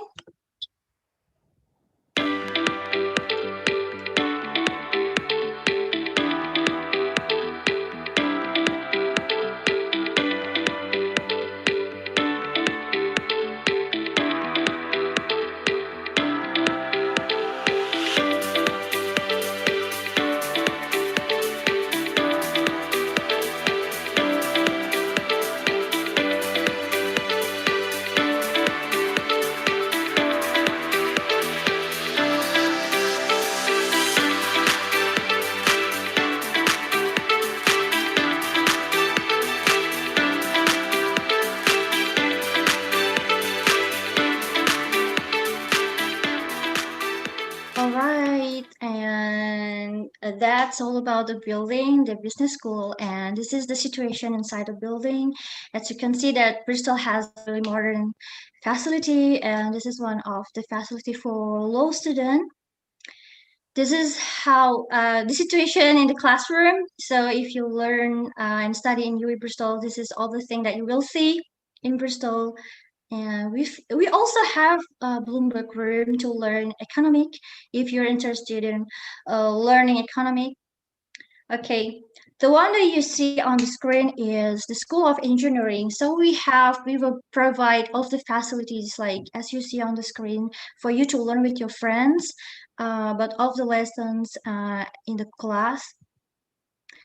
All right, I mentioned before that actually we have aerospace, one of the top major in UWI Bristol. This is the picture of the student activities in the aerospace. Robotic is one of the favorite majors in UWI Bristol. So this is one of the activity of the robotic student. And IT, of course, like so many Indonesian students and any country like to learn IT. So UWI Bristol has IT as one of the majors. And guys, UWI Bristol also has the largest library in Southwest, and it's open 24 hours. So anytime you want to learn in the library, anytime you need sources for your dissertation, thesis, or anything, you can visit the library anytime, and it's so huge. So you can just visit anytime you want. So yeah. And this is the student unions. So you can find all of the student associations here. You can pray here. You know, it has a praying room. Also, you can grab some foods. So all of the student activities are here, actually, in students union. And the most important thing, we have a huge sports center. And if you like sport, you can get involved in sports students association, and you can use these facilities to your sport activities, you know. And also, the sports center in UWI Bristol was used for Olympic in 2012. So you can imagine how huge is it. All right, this is one of our campus. It's Glenside campus, and all of the health sciences are here. So if you're interested to learn all about health science, you can be here in the future if you study in UWI Bristol. This is one of the student activities. They're learning physiotherapy, right? So I explained to you a little bit about the creative and cultural industry courses. And if you want to learn art, fashion, design, communication, journalism, or anything, you'll be learning in this campus, Bauer Ashton campus. So these are the images of our students while they're learning journalism. We have our own journalism or broadcast studio, and we also have art and fashion studio, filming lab, and everything. So yeah, these are all of the facilities that a student will get when they want to learn about creative industries. All of the students' artwork also shown on the on this building. So if you want to study fashion and design, your artwork will be shown to everyone. Maybe you wonder, where do I live if I study in UWI Bristol? This is all of the UWI accommodations that you can use while you study in UWI Bristol. As you can see, we provide a laundry room, en-suite rooms, and a living room in the accommodation. So you can invite your friends to study together here. So this is how the student accommodation look like if you study in UWI Bristol, if you want to live in UWI accommodation. And staying in UWI accommodation is a great way for you to get to know more about other international students. You get more friends from so many countries, like everyone from all around the world study in the UK. So you for sure you will get more international friends if you study in the UK. This is the other student accommodation, and this is one of the accommodation in city center. And don't worry to get bored, because actually in UWI accommodation we also provide some entertainment thing like billiard. You can play with your friends. There are some snacks corner, so you can have some snacks if you're hungry. You don't need to go outside. Actually, so many foods in UWI accommodation. All right. So we've got some support for students. If you study in UWI Bristol, if you need help to learn about so many lessons that you're confused about in the class, you can come to peer assisted learning. So you can get your senior to teach you what you don't understand at the classroom. Also, we have Academic Success Center, academic personal tutor to teach you more about the lesson that you don't understand at the class. And if you want to learn at UWI Bristol, study in UWI Bristol and also have a part-time job, you can go to job shop and find so many information about part-time opportunities, internship opportunities. We can help you to get more information for you. And once you graduated from UWI Bristol, grad link can also help you to find a good job for you. Of course, we provide some other supports like study skills workshop, English courses, and if you feel lonely and you feel not well at the time, we have health and well-being to support you. And also, we have employers fairs to help you to get a job once you graduated. I think, Jundi, it's all for me. Jundi. Okay. All right. Okay. Thank you. Yeah. So, Okay, guys, if you want to ask more about IELTS, just maybe you can continue the discussion. And if you want to take English test in UWI Bristol, if you want to study in UWI Bristol, you can take English test. Just contact me after the event if you're interested to take English test. Yeah, I would just add to that, guys, that we run English language tests every Wednesday.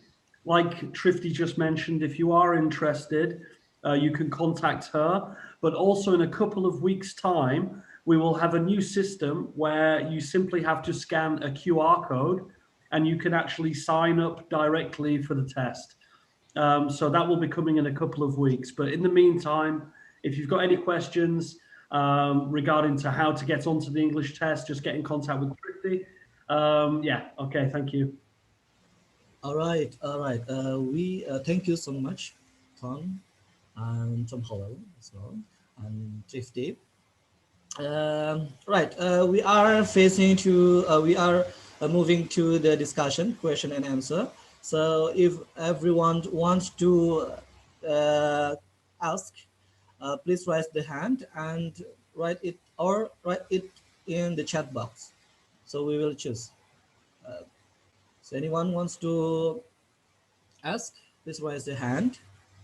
Okay, so we've got a question in the box. It says, do we have to pay for the test? So the answer for that is no. The test is actually free. At the moment, it's free. Like I said, we run them every week, and you are able to test up to 2 times. Okay, so you can test a maximum of 2 times. Okay, and it is free. Yes. Okay, that's the first question. First question. So anyone else wants to ask about? There's someone who raised her hand. Yeah, right. Just now I saw the there's a Ismi. You raised hand 2 minutes ago. Ismi, can you write down on the chat box, or you just open your mic? But overall, it's very interesting for from explanations. Yeah, from Mr. Tom and Tom Howell as well. That's very good. Oh, this is Nikmat Salihah. Okay, thanks for your opportunity. After you go. Nikmat. You get hear me? Yeah. Okay, I'm so sorry. First time I not get to open my camera because the internet in my area is down. Okay, and I must thanks for your opportunity. I want to two questions maybe. And first time, I want to ask you about IELTS test. You know that IELTS test any two types, IELTS computer based and IELTS paper based. And what the difference between the two tests, and then how to assess it? Because to be honest, I ever to try IELTS based test, but there were some error in my assessment. Okay, and, okay, that's the first questions. And the second question. Okay. Okay, sorry. And second question is, you know that the situation now is COVID-19. What the situation in Bristol during the COVID-19? And then how about you Bristol keep students to contracting COVID-19? Okay, thanks. Okay. Sorry. So with regard to your first question, Nigmatus, were you asking about the difference between the IELTS paper test? Yes, and computer-based test. And our test as well? Yeah. Okay. I mean, basically, it's very similar. The listening is pretty much the same. It's 40 questions. It's around about 40 minutes, including transfer time. The reading is also the same. It's 40 questions. But for that, you have, I think, 90 minutes. The writing part is only writing part 2. So there is no part 1. We only do the essay question. For which we have an hour to write, and it's only 250 words. So it's a little bit less than what the IELTS one is, I think. Whereas the speaking test, it's quite similar to the IELTS test. Yeah. So I hope I answered the first question. Could you also just repeat the second question as well about UE and COVID-19? Yeah. Maybe how about you Bristol to manage? Maybe make a special regulation for the keep all students to contracted COVID-19. Yeah, I mean, I think at the moment, students are working online. I don't think there's any face-to-face currently at the moment. So, you know, I mean, I think with all universities in the UK, they're taking the standard measures that we have to follow by the rules of the government. So it will all be social distancing, working online for the moment. But you know, these are expected to change soon. But I can't tell you when, unfortunately. Thank you. Okay. Okay. Okay, that's perhaps you get the point. You know. Okay, the second second persons from Dwi Aprianto. Okay, off you go. Hello.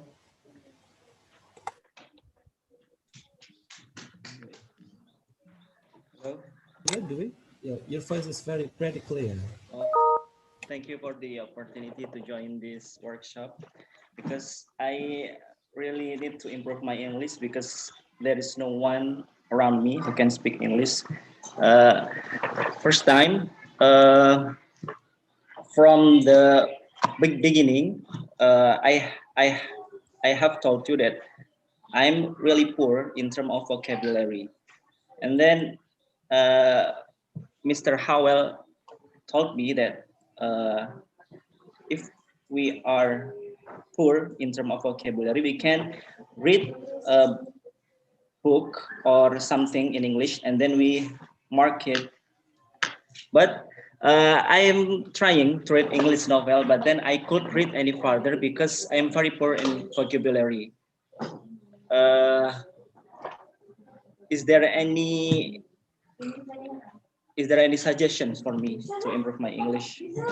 I would definitely say that you know the kind of stuff that you're reading, it has to be near your level. So it sounds to me like you've chosen something which is probably a bit too difficult for you, which can be demotivating because you can't because you can't understand it. So I would try and choose something a little bit more simple or a shorter article or something, you know, that will be more to your level. Because I think, I mean, out of interest, what are you reading right now? Several months ago, I bought Harry Potter novel. That was my first English novel I bought. Okay. Yeah, so I would advise you to have a look at some similar kind of themes or novels, but ones that are a little bit shorter, maybe, and maybe aimed at kind of younger people, or something like that, if that's what you're interested in, because the language will be a little bit more simple. And if you read that successfully, you're going to eventually kind of build up your vocabulary more and more the more you read. So I would try and choose something a little bit more simple. And also you might want to try having it on audiobook as well. And that might help you. But yeah, I would say try something a bit earlier. So sorry, Tom. Cambridge, they run a short series of books. I think it was based on the Sherlock Holmes ones. And they're not very big at all. I mean, they're, you know, maybe 20 pages, but they're very, very simple for people, you know, beginning to read in English. And you know, as you progress, they can become more difficult then. I think that's quite a good series to start with. That's through Cambridge, I think. But you know, starting with something like Harry Potter, that's quite heavy. For young people reading that, it's kind of like, you know, it's not easy. It's there are so many words that really hard to understand. Yeah, well, but also because of the you know, the idea of the book, I'm sure there's a lot of words in there that don't exist that have been created by the writer. That's so true.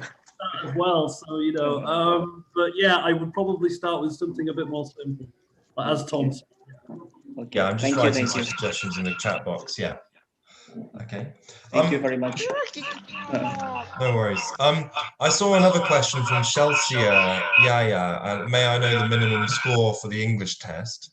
So it all depends on your course. And usually, to pass our test at undergrad, we need a SIT overall, IELTS 6.0. And for postgraduate, you know, for the majority of the courses, it's a 6.5 minimum of 5.5 in 2 components. So yeah, 6.5 for postgrad and undergrad is 6. But there are more specialized courses such as nursing and stuff like this, and architecture where you need, and the bar where you need to get 7.5 and higher. But yeah, it's all dependent, and you can find all that information on UWE's website. If you just click on the course that you're interested in, and then under requirements, it will list not only your academic requirements, but also your language requirements as well. All right, that's a good answer. Okay, we'll have 15 minutes left to go to the end of this agenda. So that means we still have change to discuss in this forum. So anyone of you wants to discuss or ask something about IELTS? There's another question from Vikrian Shah on the chat box, Chundi. All right, Fikrian. Sorry. Is there any postgraduate scholarship? Okay, maybe I can answer this question. So, Vikrian Shah, the scholarship are available in UWE Bristol. So, we give scholarship depends on the GPA that you have. It will be around 1,000 to 2,000 pounds sterling, but I can give you more information about full scholarship. If anyone wants to study in UWE Bristol with the full scholarship, you can try to apply to Chevening scholarship. It usually open in every August or September each year. So Chevening scholarship is a full scholarship from the UK government. So by applying Chevening, you can get full scholarship and study in UWE Bristol with that Chevening scholarship. But from UWE Bristol, we provide 1,000 to 2,000 scholarship depend on your GPA. And the test in UWE provided is English test, IELTS, that we've been talking about today. So that's my answer. Okay, regarding to the IELTS from Tenri Olam, can you give some tips for a beginner who wants to take an IELTS? Yeah, maybe it's a question for Tom. So if I mean, it depends what you mean in regards to beginner. If you mean a beginner with regard to never having taken an IELTS, or whether you mean you're a beginner in English language. I mean, obviously, if you've never taken an IELTS test before and you would like to, know more about that, I mean, there are quite a lot of websites which I'm sure we can drop. Tom, could you put IELTS Buddy and stuff like that in the message box?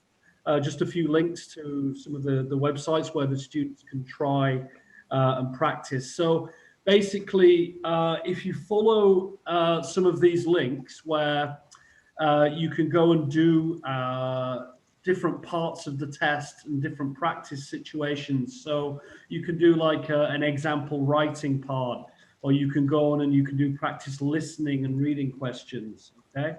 So if you're not familiar with the actual format of an IELTS examination, then, this is a really good way to familiarize yourself with that. I've got a couple of websites as well.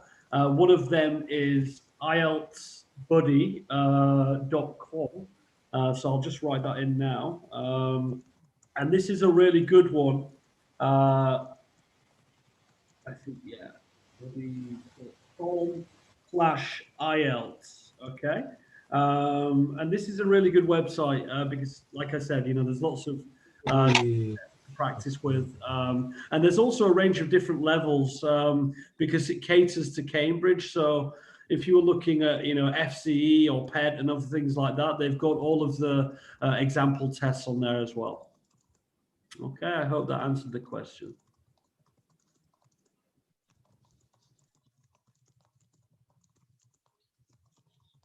Okay, thank you, Tom. Thank you so much. All right. Anyone else? Okay. 10 minutes left to go. So this it might be the last questions. All right. Someone want to ask? Okay, this is from Riani. Maybe it will be the last question. Last questions. All right. Do you have some tips for what is that? English confidence, relating to English confidence. So I would say, if you can, Rian, I would. I don't know if you know many people who can speak English, but obviously the best way to speak English confidently is to speak to a native speaker. What you can do is you can find websites where people offer, conversation classes and meetups online, which I'd recommend taking part in, because that'll help you to understand certain dialects and stuff like idioms and vocab. So I'd really recommend having a look at who you can speak to online.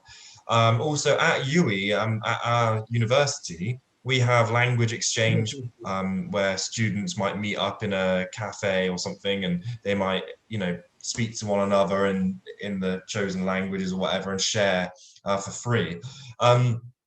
Also, I would say for listening, I mean, it comes down to, listening and speaking come hand in hand. Maybe you could try, watching something quite simple on YouTube that's to your level and not too difficult. And maybe you could then, you could try and act out what you've just seen. So you might see a scene from TV opera or something that's very simple, or a TED talk or something, and then you might close the screen, and then you might try and paraphrase and also try and reenact what you've just heard. That's one way I might suggest practicing. But ultimately, yes, look at websites like the BBC and TED and all of these things. And I would just try and take tips, like listen to them, try and replicate what you've heard. You can do it in front of a mirror. I know it's a little bit embarrassing, but if you don't have anywhere there you can speak to, just practice in front of the mirror and see. You might also record yourself. Maybe try and give a 1-minute presentation about something you've just learned. You could try that. But obviously, yeah, there are a lot of, websites out there where people offer English conversation classes at different rates. So there's plenty of options that might be good for, your own budget and stuff as well. Okay. I'll just answer the other question that's come in the box as well, Tom. It says, I have IELTS score of 6.0 overall. Quite difficult for students in the first semester to write essays. Is there any department that helps international students to overcome this problem? And yes, is the answer to that. The library in the UK run a range of services specifically for academic English language, where they will do workshops on things like writing, how to write essays, plagiarism, presentations, all kinds of different things, referencing. So yeah, there are lots of drop-in workshops where you can go in and you can get the assistance that you need in order to improve your English language while studying at UWI. All right. Thank you for the information and the answer. All right, that's it. It will be the last our discussions, right? Before we are going to put end this platform, these discussions, as I got the conclusion from what we have been doing for 1 hour and a half, that the more we get the input, the more we get output. I mean, if you want to get better for your output for in speaking and writing, that means you must add more extra effort in input, like more listening. As the basic, maybe we can utilize the cartoon or the movie for getting the listening, the good listening, right, like this. So thank you so much, Mr. Tom and Tom Lamley, Tom Howell, and Ms. Trifty. Before we call it a day, we want to take photo together. All right, everyone, please open the camera And don't forget, don't be worried. Sorry, don't be worried. This media, this platform has been recorded. And if something missing from you, the team or the committee will provide it later on, right? Just open your camera and then we are going to take your photo. Right, okay. I'll count until 3, right? 1, 2, right? Are you ready? 1, 2, 3, smile. Smile everyone. Okay, again. 1, 2, 3. Okay. All right, done. Okay, thank you so much for the committee. Thank you so much for the speaker. It's very, very grateful, and we are very over the moon having the info, having the input from you all guys. And I don't forget to mention, thank you so much for Muhammad University, Metro, Jambi, and Sinjai, and all the committee who has been taking part, who have been taking part in this agenda. And as the moderator, if something that mistake come from me, and apologize for you all. Thank you so much and good day for your day. Thank you. Thank you, everybody. Thank you, everyone. Have Okay, a great open week. your mic and say goodbye to the speaker. Thank you. Open your mic, please, everyone, and say hello to say farewell. Say goodbye. Thank you. Thank you. Thank Thank you you very for much. your Thank you very time. Thank you very much. much, Bye. everyone. Bye-bye. Nice to meet you. Hope to see you soon. Bye, guys. Thank you. Goodbye. Thank you. Thank Bye. you. Thank you. Goodbye, sir. Goodbye, miss. Have a Bye. nice Thank you, day. everyone. Thank you. Hey, everyone. Okay, for the Thanks a speaker, lot. Christy, Ya. Thank you, M. Sinja. Thank you, Dada. Ternyata tidak dengar. Dengar semua itu. Dengar sinyal. Thank you, Mbak Feni. Thank you. Thank you. Okay. Thank you, Mom Fanny. Miss Trifty. Ya, Alright. ya, terima kasih buat semuanya. Thank you, Mr. Is that the info? Jundi. Right? Thank you so much, UM Jambi, UM Sinjai, Miss. Yeah. Iya. Sure to be. Miss Trifty, thank you so much. Ya, Miss Trifty, ini sama-sama. cantik banget. Ini pada banyak yang komen katanya cantik banget kayak Bunga. Makasih. Trifty Kayaknya mau Tom sama Tomnya udah pada leave deh. Apa mau aku mintain masuk lagi? Thank you, Mbak Nggak Feni. usah. untuk Ramatama. Iya. Ramatama mungkin. boleh tahu? Cantik banget. Makasih. Tuh kan cantik. Baik, Thank you, sebentar. thank you. Oke, Tom, are you still here? Kayaknya Sebentar, mereka nggak oke. ada ya. Coba aku minta mereka masuk lagi ya. Sebentar, Mbak Trifty. Ya. Hold on. Okay, Yep. right. Mungkin ini kita akan punya. We will have 5 minutes. 5 minutes. Then you can also Tom Pandi this program, right? And to join with us in. Mbak Purwatani, berapa dia harus dandan dulu? Sebentar. Miss Yorin bisa bincang-bincang dengan Miss Trifty ini, mumpung masih ada waktu sedikit. Tunggu dulu sini. Ya, kita akan adakan Ramatama. Kita akan ada Ramatama mungkin dari pihak UM Metro atau Jambi for nanti further operations, maybe next operation or next agenda that you will be held. You will be holding with the UA Bristol. Mungkin bisa atau tidak? Sekarang kan ya? Apa kapan? Sekarang saja, tidak. Iya, boleh. Cuman aku minta Tom masuk dulu ya, karena mereka keburu leave ya. Iya, boleh. Silakan. Oke, sebentar ya. Ntar coba.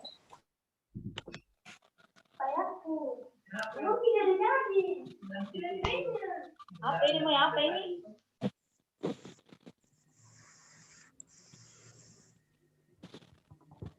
Miss Yorin masih stay ya, Miss Yorin? Miss Yorin? Halo Mbak Feni. Oke. Kalau ada yang mau ditanya sama Miss Fitri nanti boleh. Siapa tahu nanti mau bikin webinar lanjutan. Oh iya, Mbak Feni, ini ada UM Metro ada kerjasama ya dengan UE Bristol? Belum ada. Belum ada. Yang penting untuk kegiatan KUI kita ya. Dengan UE Bristol ini. Jadi webinar selanjutnya dengan UE Bristol gitu ya Mbak Feni ya? Ya, siapa tahu mereka ada agenda rutin kan gitu ya webinar. Oh iya. Karena kayaknya pada tertarik kalau bahas. Mas Jundi, ini aku udah minta Tom dan Tom, double Tom untuk masuk lagi. Mereka minta foto kita yang tadi diambil. Oke, on the way. Ya, nanti share ke WhatsApp aku ya, Mas Jundi. Iya, oke. Fotonya mereka minta juga. Right. Aku udah minta mereka masuk lagi sih. Bentar ya. Oke, untuk Muhammadiyah, UM ataupun Sinjai maupun Jambi silakan karena mereka sibuk. Tolong dipersiapkan beberapa hal yang kiranya nanti akan disampaikan di forum ramah tamah ini. Oh iya, ini sorry, Tomnya katanya ada meeting lagi. Kalau nggak apa-apa, Miss Trifty aja, maksudnya kita kan ngobrol-ngobrol aja sih, nggak serius-serius banget yang gimana. Karena ini juga kebetulan kami juga memang baru sekali ini ketemu kan dengan UM Sinjai juga dengan UM Jambi. Mungkin pengen tahu aja nih, misalnya kegiatan yang mungkin yang dihandle sama Mbak Trifty, mungkin ada webinar atau ada workshop yang mungkin bisa disebarkan sama kita, jadi kita nanti bisa ajak mahasiswa untuk join ke kegiatannya Miss Trifty gitu. Jadi nggak harus. Ini Tomnya masuk lagi Mbak. Betul. Ada Tom di sini. Cuman mungkin karena dia mau ada meeting lagi, just quick gitu. Gimana? Ya, oke. Ada Tom, are you here Tom? Tadi kayak dia masuk deh. Hello. Oh ya, Tom di sini nih. Okay. Tom will have 5 minutes. Then there will be the word from for several universities in Indonesia, and they will deliver something relating to this. Mr. Jundi suaranya kecil banget di sini, Mr. Jundi bisa. Iya, suaranya kecil. Okay. Okay. Can hear. Okay. Can hear my voice? Is it clear? Yeah. All right. Okay, Mr. Tom, we will have 5 minutes. Sorry for bothering. All right. Okay. We have several universities from Indonesia that maybe within 5 minutes, we'll get the point. Maybe they want to deliver what is the agenda or what is the collaborations will be held in the next webinar. All right. We start from Metro, Sinjai, and Jambi. What do you want to maybe something that you want to deliver to Mr. Tom about the agenda, MoU maybe or else? So off you go. Mbak Yorin, bisa dengar Mbak Yorin?